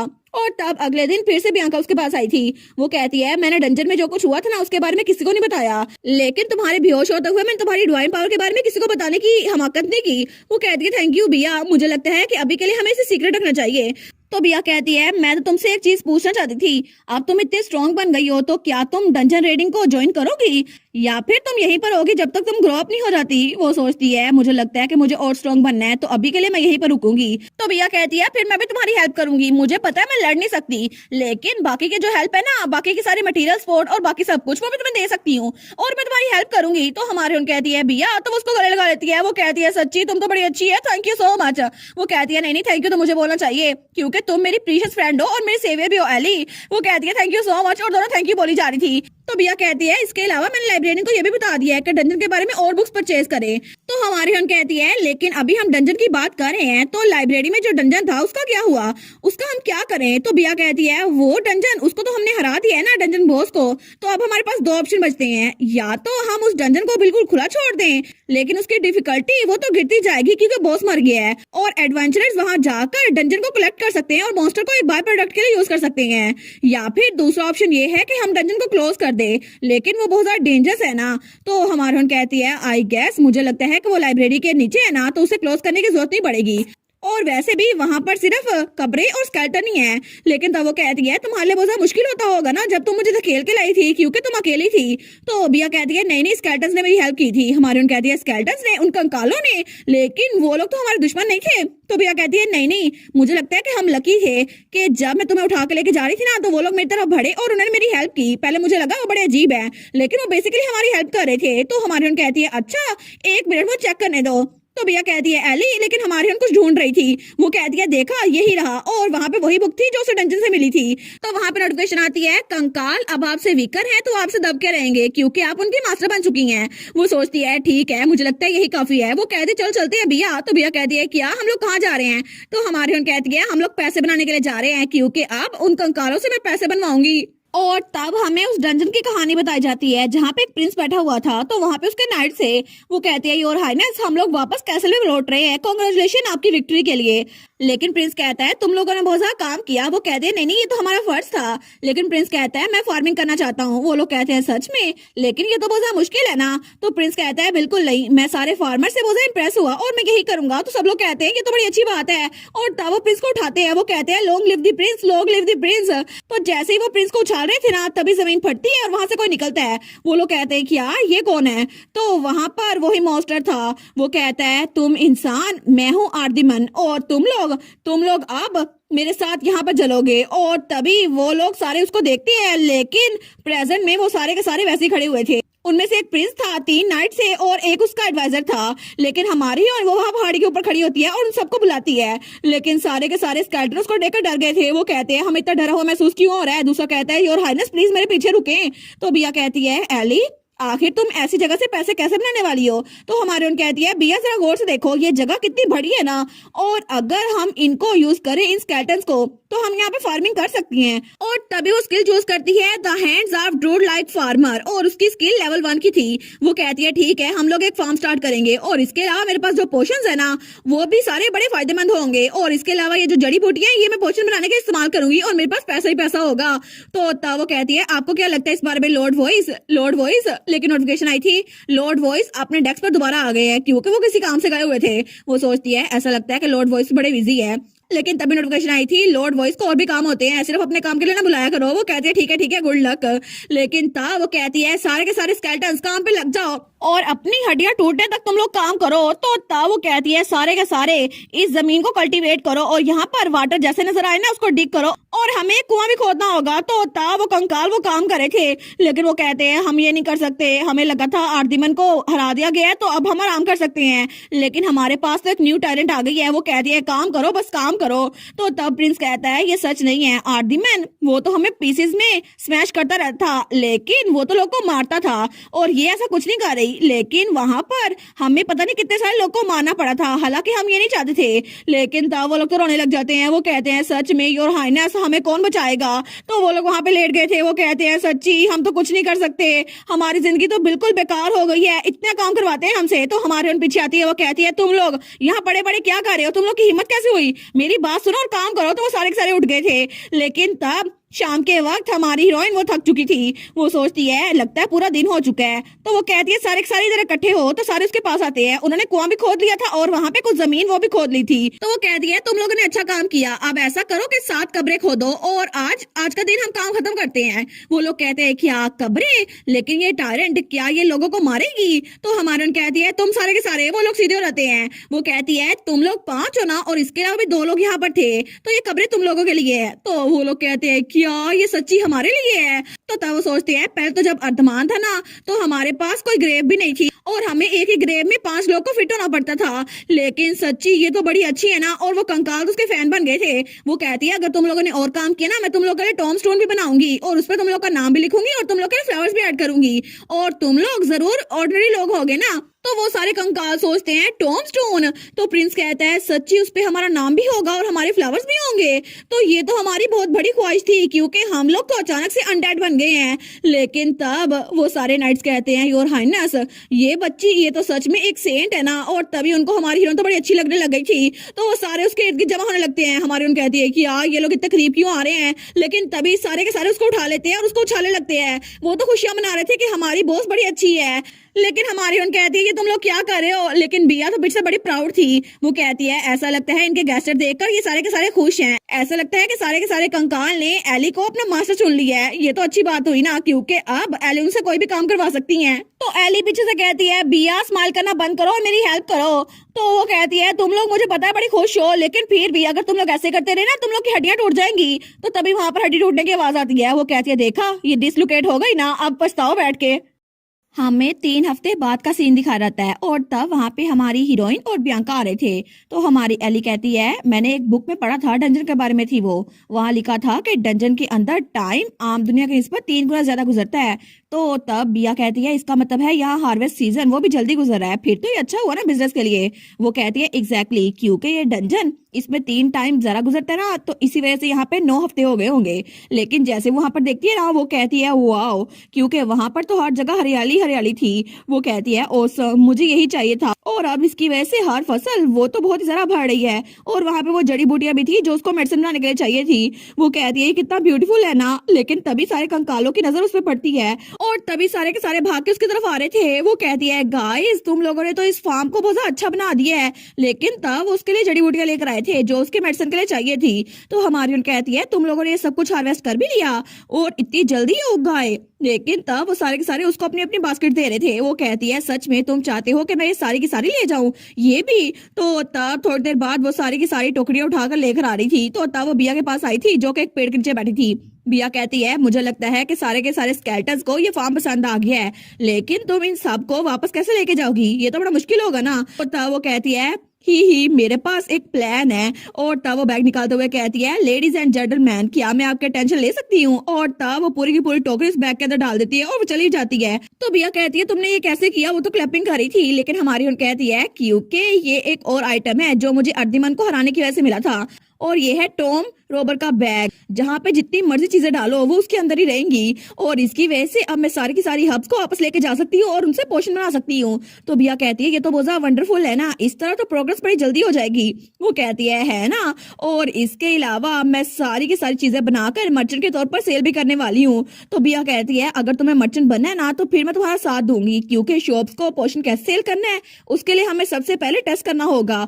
और क्या इसके अलावा तुम मेरा बिजनेस प्लान देखा जाऊंगी? तो हमारी हीरोज का बिजनेस प्लान देखती है। वो कहती है कि तो अमेजिंग है, सारा काम तो तुम संभालोगी। तो तब वो तो बड़ी खुश थी। वो सोचती है मैं इस नावल में ट्रांसमाइग्रेट हो गई हूँ, लेकिन ये तो चाइल्ड केयर के बारे में था और मुझे सच में ये बहुत ज्यादा पसंद आया और मैं एक बहुत अमीर ट्रांसमाइग्रेटर बन गई हूँ। और अब लॉर्ड वॉइस क्या आप मेरी बात सुन रहे हैं? आई मीन अगर आप चाहे तो मैं आपको ऑफरिंग भी कर सकती हूँ क्योंकि मेरे पास बड़ा पैसे आने वाला है। लेकिन तभी वहां पर नोटिफिकेशन आ रही थी। वो कहती है तो नोटिफिकेशन आई थी आपकी ट्रांसमाइग्रेटर सपोर्ट सिस्टम अपडेट हो रहा है। वो सोचती है अच्छा इसके बारे में तो मैंने कहा था ना। वो कहती है बिया मैं फार्म को देकर आती हूँ। तो बिया कहती है ठीक है, लेकिन वो थोड़ा दूर आ गई थी। वो कहती है ठीक है मैं चेक करती हूँ क्या अपडेट हुआ है। लेकिन वहां नोटिफिकेशन आई थी अल्टीमेट लाइब्रेरी अपडेट। अब आपने इस लाइफ में भी जो लाइब्रेरी में बुक्स पढ़ी है ना, आपकी वो बुक्स भी उसमें शामिल हो जाएंगी और आप दोबारा उसको कभी भी पढ़ सकती हैं। वो कहती है अच्छा ये तो मैंने खुद मांगा था। लेकिन तब वो चेक करती है तो वहां पर लिखा था जेंडर चेंज वाउचर, और इसकी वजह से आप ट्रांसमाइग्रेटर खुद इस स्टोरी का जेनरा चेंज कर सकती हैं।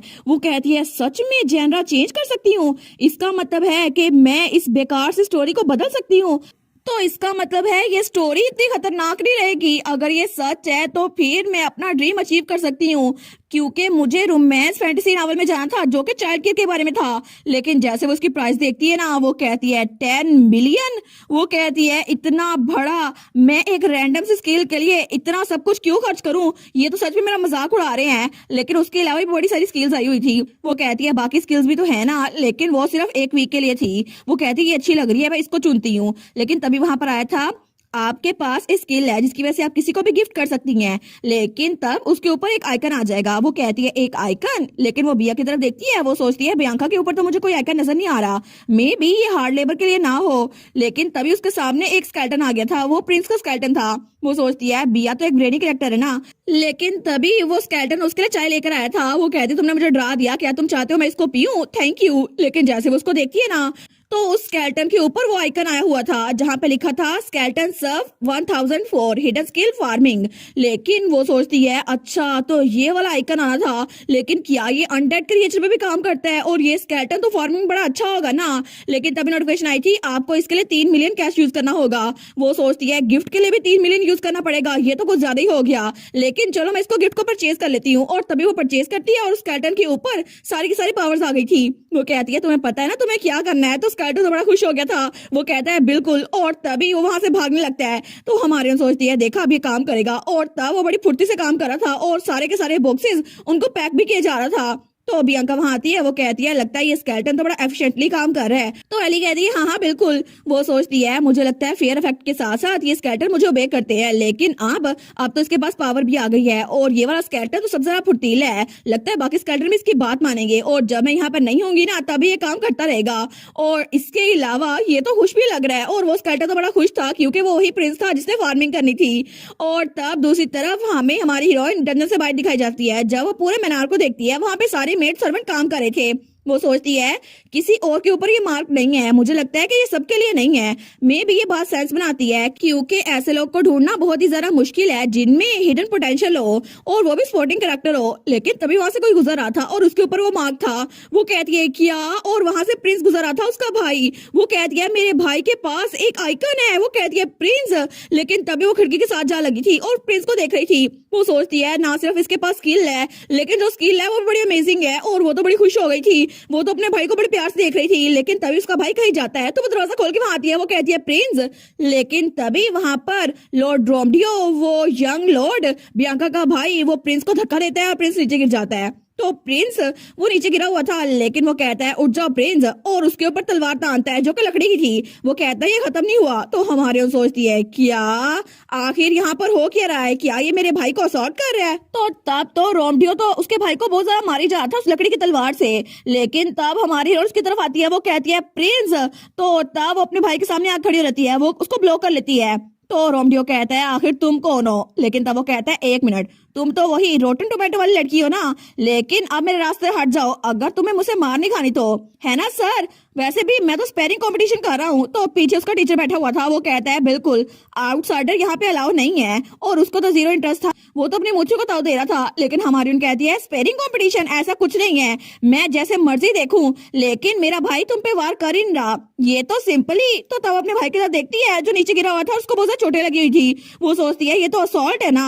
लेकिन रोमडियो कहता है इतनी अनोइंग ना बनो, ये सब कुछ प्रैक्टिस का हिस्सा है। लेकिन तभी वो सवाल करते हुए कहता है हे, क्या तुम उसकी जगह मुझसे लड़ना चाहोगी। लेकिन तभी हमारी हीरोइन का भाई प्रिंस वो खड़ा होता है और अपनी बहन के सामने खड़ा हो जाता है कि मुझे जो मर्जी कह लो, लेकिन मेरी बहन को हाथ मत लगाना। और तब तो वो अपने गुस्से से देख रहा था रोमडियो को। तो रोमडियो कहता है इतना कूल एक्ट करने की ट्राई ना करना। और तभी वो दोबारा से उस पर हमला करने लगता है। वो कहता है देखता हूँ तुम कितने देर तक टिक पाते हो। लेकिन तभी कोई चिल्ला कहता है रोमडियो। तो रोमडियो तो पीछे रहता है। तो वहां पर थी बियांका।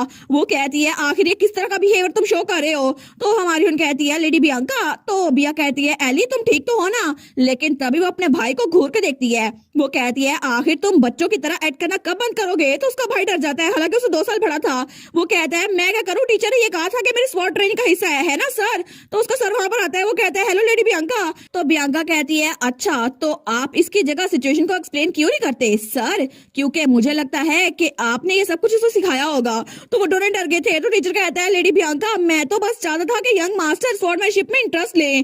तो बिया कहती है अगर तुम इसको दूसरों को हार्म करने के लिए यूज करोगे तो कभी वो इसमें इंटरेस्ट नहीं लेगा। तो तब वो हमारी उनको कहती है एली प्रिंस को ले जाओ, उसको ट्रीट करो। वो कहती है ठीक है थैंक यू बिया। तो पीछे से बिया कह रही थी मुझे लगता है मॉम को इस बारे में सुनना होगा। तो तब उसका भाई कहता है बियांका कम ऑन। लेकिन वो टीचर वो भी कहता है लेडी बियांका, और हमारी अपने भाई को लेके जा रही थी। और थोड़ी देर बाद वो लोग अपने कमरे में आ गए थे और उसने जो सारी जड़ी बूटियां इकट्ठी की थी ना, वो सारी की सारी बाहर निकालती है। तो उसका भाई कहता है एली मुझे माफ कर दो, क्या तुम गुस्से में हो। लेकिन हमारी हीरोइन उसको तो गुस्सा आ रहा था। वो कहती है मैं तुम पे गुस्सा नहीं हूँ, मुझे तो उस विलन पे गुस्सा आ रहा है और तुम हर्ट हुए हो है ना, तो मैं तुम्हारे लिए पोशन बनाती हूँ, तुम हिलना मत। वो कहता है एक पोशन, कोई ऑइंटमेंट नहीं। वाओ एली, लेकिन एली तो बड़ा अच्छे से काम कर रही थी। तो उसका भाई कहता है मैंने जब से तुमसे पिछली बार बात की है ना, तुम तब से बहुत ज्यादा मेहनत कर रही हो और अब भी तुम बड़ी अच्छी बन गई हो अपने काम में। वो कहती है वेल हाँ डैड मुझे सिखा रहे हैं ना अल्केमी। वो सोचती है तब से लेकर अब तक पता नहीं कितने महीने हो गए हैं, लेकिन डैड मुझे रोजाना सिखाते हैं और वो तो साथ साथ रोते भी हैं कि मेरी बेटी एक जीनियस है, लेकिन मुझे तुम्हें अच्छे स्कूल में भेजना चाहिए था, लेकिन मेरी वजह से तुम यहाँ पे फंसी हुई हो। लेकिन वो सोचती है डैड तो बहुत ज्यादा इमोशनल हो जाते हैं, लेकिन फिर भी परफेक्ट टीचर है। और इसके अलावा नोटिफिकेशन आई थी कॉन्ग्रेचुलेशन, आपका लेवल 8 हो गया है और अब आपकी एक नई स्किल एक्टिवेट हो गई है, पैसिव स्किल। इसकी वजह से आप कोई भी चीज बना सकती हैं। वो सोचती है मेरे पास ट्रांसमाइग्रेटिव के पर्क्स भी हैं और इस वजह से ये भी मुझे हेल्प कर रहे हैं। लेकिन तब थोड़ी देर बाद उसने पोर्शन कंप्लीट कर लिया था, तो अपने भाई को देती है। वो कहती है ठीक है इसको एक ही बार में पी जाना। उसका भाई कहता है थैंक यू। लेकिन तब उसके भाई ने उसको पकड़ा हुआ था और पी नहीं रहा था और थोड़ा हिचकिचा रहा था। उसकी बहन कहती है क्या हुआ है तुम्हें। तो प्रिंस कहता है पोशन तो बहुत ज्यादा कड़वे होते हैं ना, तो इसी वजह से मुझे थोड़ा सा हिचकिचाहट महसूस हो रही है। तो हमारी उन कहती है इसीलिए तो वो तुम्हारे लिए अच्छे है ना, और अगर तुम इसको पियोगे नहीं तो मुझे वापस कर दो। वो कहता है नहीं मैं इसको पी लेता हूँ एली थैंक यू। लेकिन तब बेचारा तो बड़ा मुंह बनाकर उसको पी रहा था। वो सोचता है जल्दी पी लेता हूँ इससे पहले कि मेरी बहन वापस ले ले। लेकिन हमारे सोचती है इसको देख के तो मुझे याद आ रहा है मेरा भाई जो मेरी पुरानी लाइफ में था वो भी ऐसे ही करता था। उसको भी ऐसे दवाइयों से नफरत थी, लेकिन उसने कहा था चॉकलेट मिल्क तो बेस्ट होता है और मैंने कहा था हाँ हाँ बिल्कुल। वो सोचती है काश मैं इसको चॉकलेट मिल्क के साथ बदल सकती, लेकिन वो सोचती है एक मिनट, मेरे पास एक नई स्किल आ गई है तो क्या पता मैं इसको बदल सकती हूँ। और वहां पे कोको पाउडर पड़ा हुआ था, तो तब वो कहती है ठीक है मुझे लगता है मैं ये बना सकती हूँ। तो अपने भाई के हाथ से ग्लास पकड़ लेती है, तो उसका भाई कहता है एली क्या सच में तुम इसको वापस ले रही हो? वो कहती है नहीं नहीं प्रिंस रुको, मैं इसको अभी एक सेकंड में तुम्हें वापस देती हूँ। और तब दो मेडिसिन को मिक्स करती है और उसको क्रश करती है, लेकिन थोड़ी देर बाद ही उस ड्रिंक में धमाका होता है और वो ड्रिंक तो पहले ग्रीन थी लेकिन तब ब्लैक हो चुकी थी। वो कहती है अब पियो प्रिंस, इसको एक ही बार में पी जाना। लेकिन उसका भाई वो उसको देखता है, वो सोचता है कितनी अजीब लग रही है ना, बिल्कुल काली हो गई है, लेकिन अपनी बहन के लिए मैं ये करूंगा क्योंकि उसने इतनी मेहनत की है ना। तो जैसे वो उसको पीता है ना, वो कहता है कि ये तो बहुत डिलीशियस है, मुझे लगता है कि ये तो चॉकलेट की तरह डिलीशियस है। तो हमारी उन कहती है देखा मैंने ये कर दिखाया। वो कहता है सच में एक पोशन जो कि हीलिंग का काम करता है, उस ड्रिंक का टेस्ट ऐसा है अगर हम इसको बेचे तो हम अमीर बन जाएंगे। वो कहती है मुझे लगता है कि हमें ये करना चाहिए। लेकिन तब उसका भाई कहता है एली तुम तो सच में बहुत अमेजिंग हो और उसके बदले में मैं हमेशा तुम्हारे सामने पैथेटिक बना रहता हूँ। तो एली कहती है बिल्कुल नहीं, तुम भी बहुत अमेजिंग इंसान हो प्रिंस, और मुझे ये बात पता है क्योंकि वो उसके माथे पर देखती है जहाँ पे वो आइकन था और वहाँ पे नोटिफिकेशन आई हुई थी prince Rodlin hidden skill sword master, और उसके पास इतनी पोटेंशियल है कि वो पूरे एम्पायर का सबसे बड़ा स्वॉर्ड मास्टर बन सकता है। लेकिन क्या आप उसके लिए 11 मिलियन कैश में ये परचेज गिफ्ट करना चाहेंगी? तो तब वो कहती है तुम इसको खुद ही करो और तुम अपना बल्ला खुद लेना, और तब उस गिफ्ट को परचेज कर लेती है और इस तरह उसके भाई को वो पावर्स मिल गई थी। लेकिन तब कुछ ही दिनों बाद दोबारा से वो लोग स्वॉर्डमैनशिप की प्रैक्टिस कर रहे थे। इस बार नीचे गिरा था रोमडियो, तो वो अपनी लकड़ी वाली तलवार को देखते हैं, वो कहता है क्या ये फिर से जीत गया? तो वो फिर से नीचे गिर के रोने लग जाता है। वो कहता है क्या लेकिन क्यों, मैं इसको एक बार भी मार क्यों नहीं पा रहा? पहले तो मैं इसको आराम से हरा देता था। लेकिन वहां पर तो प्रिंस भी शौक खड़ा था और उसके हाथ में जो लकड़ी की तलवार थी ना, उसको इस बार एक बार भी चोट नहीं आई थी। तो तब रोमडियो तो रोई जा रहा था, कसम से तुमने मुझे नीचे गिरा दिया, मैं तुम्हें मार दूंगा। लेकिन तब प्रिंस उसके पास आता है, वो कहता है आप ठीक तो है ना लॉर्ड रोमडियो, मुझे माफ कीजिएगा मैंने रियलाइज नहीं किया। लेकिन टीचर तो बड़ा खुश था, वो कहता है ये तो अमेजिंग था प्रिंस, तुम्हारी स्किल्स तो रोज बरोज इंप्रूव होती जा रही हैं। आप जरा अपनी नीज पे थोड़ी अटेंशन दो और तुम इसको अच्छे से कर लोगे। बस अपनी नीज को थोड़ा सा बेंड करो और अपने आर्म को यूज करो रिस्क की जगह। वो कहता है थैंक यू एडवाइस के लिए। लेकिन पीछे से रोमडियो चिल्ला कहता है आप मेरे टीचर है, उसको क्यों सिखा रहे हैं? वो कहता है मुझे माफ करना, लेकिन मैं इतने अरसे से कोई टैलेंट नहीं देखा। तो रोमडियो को तो बड़ा गुस्सा आ था, वो सोचता है टैलेंट, ये सिर्फ गुड लुकिंग बैगर है, उसके अलावा कुछ नहीं, और वैसे भी ये तलवार भी कुछ नहीं कर सकती, हालांकि लकड़ी की है। तो तब वो सोचता है बिल्कुल तलवार का कसूर नहीं है, असल कसूर तो इसी का है ना। और तब थोड़ी देर बाद हमारी हीरोइन का भाई प्रिंस वो तो काम कर रहा था गार्डन में, तो पीछे से कोई कहता है प्रिंस जरा शोवल्स को इंडोर ले जाओ। वो कहता है ठीक है, लेकिन तब वो सारे के सारे शोवल्स को उठा रहा था। वो सोचता है कितना अजीब है ना, उस दिन से लेकर अब तक मेरी बॉडी बहुत लाइट बनती जा रही है और मुझे लगता है मैं स्ट्रॉन्ग बनता जा रहा हूँ। लेकिन तब अपना काम कर रहा था तो ऊपर कोई खड़ा हुआ था, उसको देख रहा था, वो था रोमडियो। वो सोचता है देखा मुझे लगा ही था कि ये यहाँ पर होगा और अब मैं इसको कब्र में पहुंचा के रहूंगा। तो वो हंसता है और वहां पे जो गुलदान पड़े थे ना उनको नीचे गिराता है। वो कहता है अब इनको टॉर्च करके दिखाओ। लेकिन तब वो गुलदान प्रिंस के ऊपर गिरे थे, तो वो दिल में सोचता है अब मुझे बताओ कि तुम्हारे सर के पीछे आंखें हैं या फिर नहीं। लेकिन तभी प्रिंस को कुछ सेंस होता है और उसके हाथ में जो शोबल्स पकड़े हुए थे ना, वो उनमें से एक को लेता है और उस गुलदान को तोड़ देता है। लेकिन तब रोमडियो तो बड़ा हैरान रह गया था। तो तब प्रिंस वो जो दूसरा गुलदान नीचे गिरा था ना, उस पे हमला करता है और वो गुलदान ऊपर जाके जहाँ रोमडियो बैठा था वहां पे क्रैश होता है। तो तभी वहां पर नोटिफिकेशन आई थी wooden sword mastery level 4, strong body level 5, और आप तो ऐसे छोटे मोटे अटैक से बच सकते ऑटोमेटिकली। तो तब हमारा प्रिंस कहता है क्या ऊपर कोई है? लेकिन तब वो सोचता है कि यार सच में इसके सर के पीछे आंखें हैं, इसको कैसे पता चल गया? तो वो कहता है प्लीज वहीं पर रुके, मैं ऊपर आता हूँ। लेकिन तब रोमडियो वहां से भागते हुए कहता है ऊपर मत आना, मुझे माफ कर दो, मैं तुम्हें बुली किया, अब मैं नहीं करूंगा। तो तब प्रिंस सोचता है कि यार ये आवाज तो जानी पहचानी लग रही थी ना। लेकिन तभी वहां पर कोई छुपकर उसको देख रहा था और वो थी हमारी हीरोइन। वो सोचती है कितनी पिटीफुल अटेम्प्ट थी ना, लेकिन प्रिंस ऐसे चाल में नहीं फंसेगा क्योंकि उसको मैं भड़ा कर रही हूँ। और तब वो अपने भाई के पास आती है, वो कहती है प्रिंस, तो उसका भाई कहता है हे एलेट। वो कहता है तुम्हारे हाथ में क्या पकड़ा हुआ है? वो कहती है मैं तो पोशंस और एलेक्सर बना रही थी, लेकिन मुझे लगता है मुझे डिफरेंट टेस्ट बनाना चाहिए, कोई ग्रेप का टेस्ट है, कोई कॉफी का और कोई स्टीक का, और मैंने किसी में पास्ता भी मिलाया है और सैल्मन भी और ब्लूबेरी भी।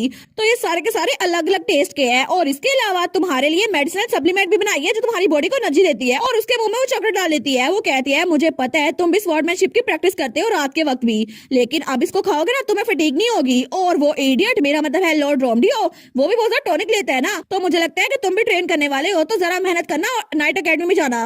वो कहता है एली, तो वो कहता है थैंक यू, लेकिन हारून कहती है कोई बात नहीं, वैसे भी तो मैं बहुत ज्यादा बनाती हूँ ना, तो मैं एक्सपेरिमेंट के लिए तुम्हें यूज कर रही हूँ, इसलिए थैंक यू बोलने की जरूरत नहीं है। वो कहता है नहीं नहीं, सिर्फ सप्लीमेंट की बात नहीं है, मैं तो हर एक चीज के लिए थैंक यू बोल रहा हूँ, क्योंकि जब से तुमने मुझे बताया है ना कि मुझ में टैलेंट है और मैं खुद पे बिलीव करूँ, तब से लेकर अब तक मुझे लगता है मैं अच्छा इंसान बनता जा रहा हूँ। थैंक यू एली, तुम तो दुनिया की सबसे बेस्ट सिस्टर हो। और तब स्माइल करता है, लेकिन तब तो वो चमक रहा था और हमारे सोचती है कि यार ये तो सच में कितना क्यूट है ना, हालांकि ये मेल लीड नहीं है लेकिन कितना क्यूट है ना। तो तब वो कहती है नहीं नहीं, इसको मेंशन ना करो, वेल अगर तुम इतने ग्रेटफुल हो ना तो मेरे साथ 100 घंटों के लिए डोल्स खेलना, ठीक है। वो कहता है क्या डोल्स खेलनी है। वो सोचती है ओ नो, मैंने पैनिक होकर इसको वो कह दिया जो मैं अपने भाई को कहती थी जब मैं उससे पैनिक होती थी ना। वो कहता है मुझे होमवर्क करना है, तो मैं कहती 100 घंटों के लिए मेरे साथ गुड़ियों का खेल खेलो।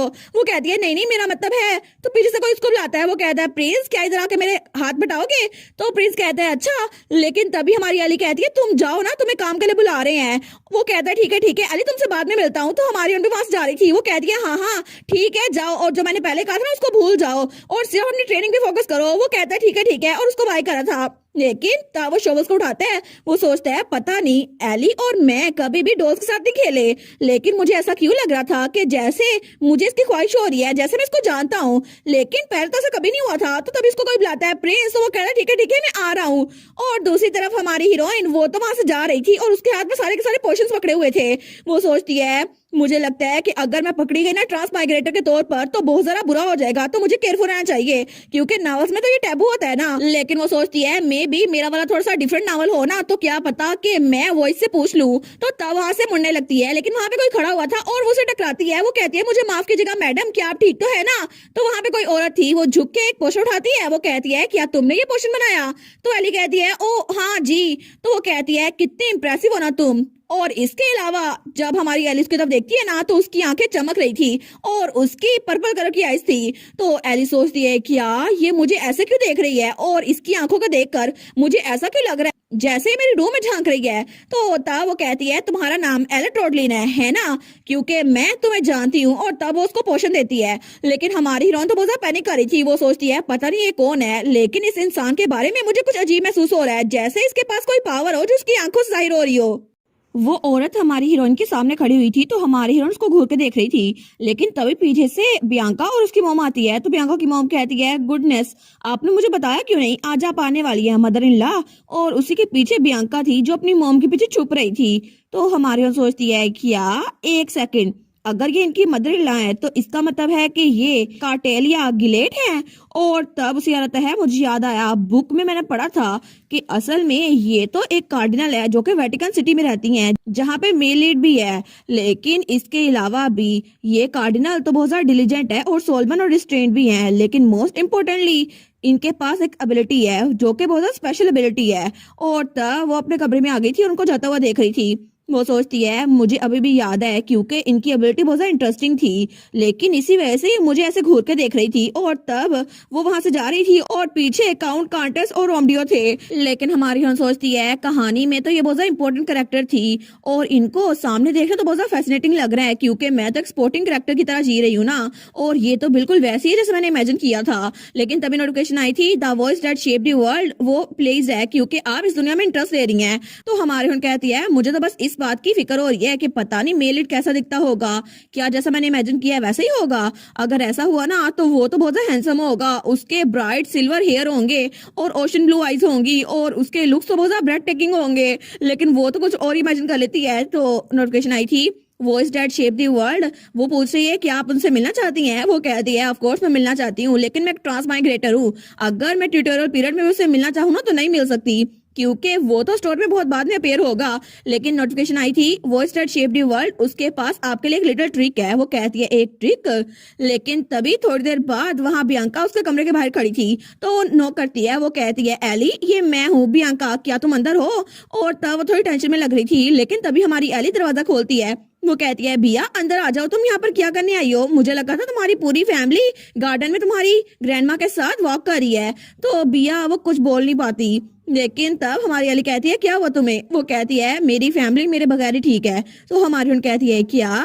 तो बिया कहती है मेरी ग्रैंडमा वो मुझे बिल्कुल पसंद नहीं करती, वो हमेशा से मुझसे नफरत करती थी। जब मैं छोटी थी ना तब भी वो मेरी तरफ देखती नहीं थी और हमेशा उन्होंने मुझे अवॉइड ही किया है। लेकिन मैं ये बात जानती हूँ कि वो बुरी इंसान नहीं है और जरूर कोई रीजन होगी ना कि आखिर वो मुझे इस तरह ट्रीट क्यों करती हैं।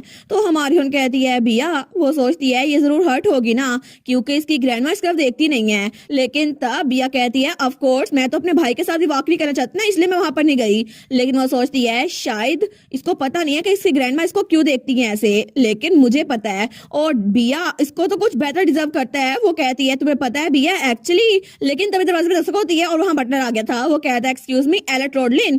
तो तब वो कहता है ओ लेडी बियांका आप ही यहाँ पर हैं? तो बिया कहती है हाँ तुम्हें नहीं पता था मैं यहाँ पर हूँ, तो क्या बात है? वो कहता है असल में मैडम गिलेट आपकी ग्रैंडमा ने एलेट रोडलिन को बुलाया अपने पास। वो कहती है मेरी ग्रैंडमा ने, लेकिन क्यों? लेकिन तभी वो सोचती है ओ नो, उसे याद आता है जब उसकी मॉम उसके फादर से लड़ रही थी। तुम्हें पता है ना तुम्हारी मॉम मुझे बिल्कुल पसंद नहीं करती क्योंकि मैं एक नोबल नहीं हूँ, मैं कॉमनर हूँ और इसी वजह से वो बियांका के साथ भी अच्छे से नहीं पेश आती। और बाद में भी उसकी मॉम ने उससे कहा था बिया तुम श्योर हो ना तुम एक कॉमनर को अपना प्लेमेट बनाना चाहती हो? लेकिन बियांका वो तो बहुत फ्लिंच करती है। तो तभी बटलर कहता है मिस बिया आप ठीक तो है ना? वो कहती है मैं भी अली के साथ जाऊंगी। वो कहता है मुझे माफ कीजिएगा लेडी बियांका, लेकिन मैडम गिलेट वो सिर्फ उनसे मिलना चाहती है आपसे नहीं। वो कहती है लेकिन, तो हमारी हीरोइन कहती है बिया मैं बिल्कुल ठीक रहूंगी और वैसे भी मेरे पास एक प्लान है। और तब दूसरी तरफ हमें गार्डन का सीन दिखाया जाता है जहाँ पे मैडम गिलेट वो खड़ी हुई थी। तो तभी वो पीछे देखती है, वो कहती है फाइनली तुम आई गई और वहां पे हमारी हीरोइन थी। वो कहती है एलेट रोडलिन। तो हमारी एलेट वहां पर आती है, वो कहती है तुम्हारे लिए मैंने कुछ स्वीट्स भी तैयार करवाई हैं। तो वहां पे तो बहुत ज्यादा मिठाइयां थी और बहुत सारे डिजर्ट्स भी थे। तो वो सोचती है कितने सारे लोगों के लिए तैयार करवाया है, लेकिन मैडम वो उसको देखी जा रही थी। तो तब वो उसको कहती है तुम यहाँ पे बैठ जाओ और मैंने सुना है कि तुम और बियांका दोनों बहुत ज्यादा क्लोज हो और आखिर तुम्हारा मेरी ग्रैंड डॉटर के साथ क्या रिलेशनशिप है? तो हमारी वो सोचती है इनको सच में इधर उधर बात घुमाने की आदत नहीं है, ये बिल्कुल ठीक है क्योंकि मैं इनको जवाब देने वाली हूँ। वो कहती है बियांका और मैं हम तो बिल्कुल बेस्ट फ्रेंड्स हैं और वैसे भी बिया तो बहुत ज्यादा स्मार्ट है, वो तो बहुत ज्यादा कूल भी है और सबसे ज्यादा बेस्ट है। उसने इस मीनार में हर एक बुक पढ़ी हुई है, उसके अलावा उसको हर एक सर्वेंट का नाम भी पता है और वो तो अपने भाई की भी हेल्प करती है और मेरी बार भी हेल्प की थी जब हम पिछली बार मुश्किल में फंस गए थे। लेकिन आपको पता है कि वो नंबर के साथ बहुत ज्यादा अच्छी है और उसको तो अडल्ट से भी ज्यादा अच्छा काम करना आता है। तो तब ग्रैंड माँ वो हंसती है, वो सोचती है जैसा मैंने सोचा था ना बिल्कुल वैसा ही है। और तब वो तो बड़ी प्राउड हो रही थी क्योंकि उनको बिया की तारीफें सुनकर बड़ा अच्छा लग रहा था। वो सोचती है कार्डिनल कार्टेलिया वो बिया से नफरत नहीं करती, ये बात मुझे पता है, लेकिन इसके अलावा एक और वजह भी थी। तो तब मैडम भी वहां पे बैठ गई थी। तो हमारी उन कहती है आप यहाँ बियांका को देखने के लिए आई थी ना, है ना? तो आप उनको मिली क्यों नहीं?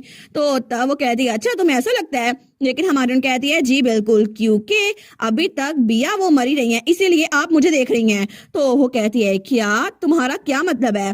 तो हमारी उन कहती है आप यहाँ पर इसलिए आई हैं क्योंकि आपकी एक्सपेक्टेशन के हिसाब से बिया और मैं दोनों मरे नहीं हैं, ये बात सच है ना? और बिया वहां पीछे छुपी हुई थी क्योंकि हमारी एली ने उसको ये कहा था। तो ग्रैंडमा कहती है मुझे पता था तुम कोई आम सी बच्ची नहीं हो, लेकिन मुझे बताओ कि आखिर तुम हो कौन? तो हमारी हीरोइन वहां बिल्कुल सीरियस होकर बैठी हुई थी। वो कहती है जी मैं आपको बताती हूँ। लेकिन तभी हमारी हीरोइन सोचती है कार्टेलिया गिलेट उसका एक सीक्रेट है, वो ये कि उसके पास जो स्पेशल एबिलिटी है ना वो उसकी आईज में है, जिसको आईज ऑफ फेट कहते हैं। और उन्हीं की आईज की वजह से वो किसी भी इंसान को देखकर बता सकती हैं कि उनके पास कितना टाइम बचा हुआ है और इसी वजह से हर कोई उनको बहुत ज्यादा इंपॉर्टेंस देता है।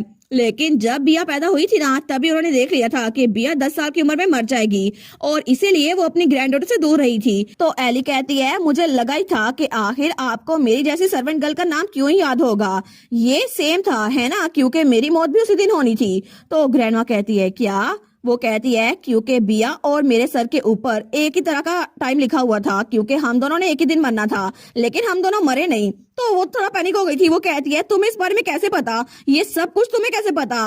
वो सोचती है बिल्कुल मैंने कहानी में पढ़ा था कि इसके पास आइज ऑफ फेट है, इसकी बहुत ज्यादा प्रिविलेज भी है, लेकिन फिर भी ये कभी भी दूसरों की किस्मत में इंटरफेयर नहीं कर सकती और ना ही उनको बता सकती है इसने क्या देखा है। इसी वजह से जब बिया पैदा हुई थी ना, तो तब इनको बहुत ज्यादा दुख हुआ था कि इनको अपनी ग्रैंड डॉटर को बहुत कम उम्र में खोना पड़ेगा। इसी वजह से इन्होंने उससे दूरी इख्तियार कर ली, और चाहे वो अपनी ग्रैंड डॉटर को कितना मर्जी प्यार करती हो, लेकिन उन्होंने हमेशा उनको निग्लेक्ट किया, क्योंकि वो नहीं चाहती थी कि बिया के मरने के बाद वो ज्यादा दुखी हो जाए। तो हमारी हीरोइन कहती है अब आपको बिया से मुंह मोड़ने की जरूरत नहीं है ना, क्योंकि उसका लाइफ स्पैन वो इंक्रीज हो चुका है। तो मैडम कहती है मुझे एक बार फिर से पूछने दो, आखिर तुम हो कौन? तो हमारी हीरोइन वो कहती है मैं हूँ, लेकिन तभी नोटिफिकेशन आई थी कॉन्फिडेंशियलिटी के एडवोकेट ने आपके खिलाफ एक रिपोर्ट दर्ज की है। तो वो सोचती है कि यार तो नोटिफिकेशन आई थी, वो आप पे नजर रख रहे हैं, कभी भी आप किसी को अपने बारे में नहीं बता सकती। वो सोचती है अच्छा कम से कम अपना नाम तो बता दूंगी ना, लेकिन तभी चल को बड़ा पसीना आ रहा था। वो कहती है असल में मैं वो, तो वो कहती है अच्छा तुम्हें मुझे बताने की जरूरत नहीं है क्योंकि मैं खुद देख सकती हूँ, है ना। वो सोचती है इसके ऊपर जो नंबर है ना वो तो बहुत ज्यादा अननेचुरल है, और कभी भी मैंने किसी के सर पे ऐसे नंबर नहीं देखे, और ये नंबर ये तो कभी चेंज नहीं होता, लेकिन इस बार चेंज हो गया है।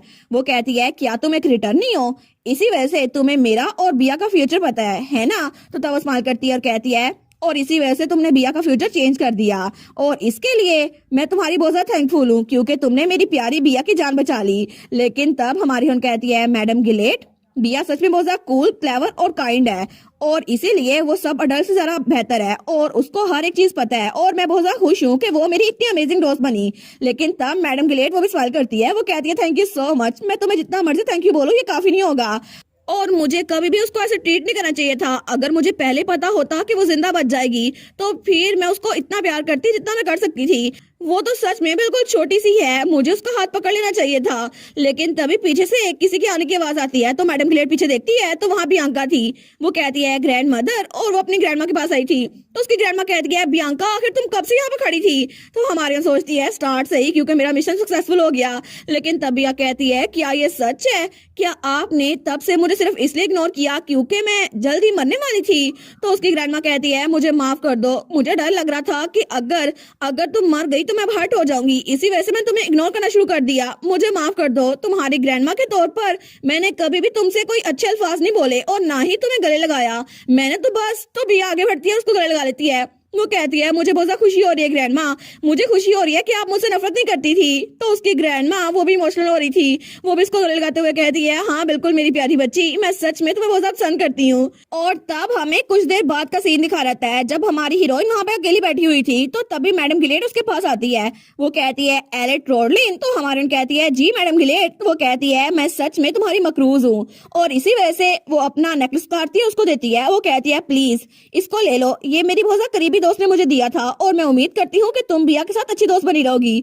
तो हमारी हीरोइन उस नेकलेस को लेती है, वो कहती है जी बिल्कुल।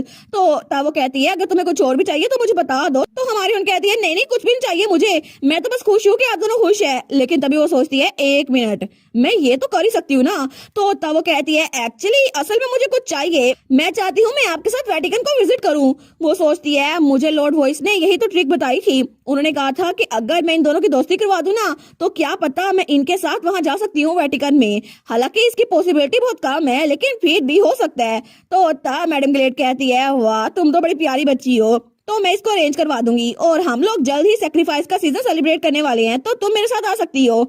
तो तभी नोटिफिकेशन आई थी voice that shaped the world, उन्होंने आपके लिए न्यू क्वेस्ट भेजी है और वहां लिखा था वीड्स इन दी वेटिकन। आपको वो वीड्स इकट्ठे करने हैं जो कि जल्द ही एक्सटेंट होने वाले हैं, लेकिन फ्यूचर में वो बड़े काम आएंगे। तो क्या आप इस क्वेस्ट को एक्सेप्ट करेंगी? वो सोचती है ये काम कर गया, हाँ बिल्कुल मुझे इसे एक्सेप्ट करना ही पड़ेगा, क्योंकि फाइनली मैं यहाँ से निकल सकती हूँ और इस फ्रस्ट्रेटिंग मेल लीड, मेरा मतलब है कि उस मेल लीड से मिल सकती हूँ ना।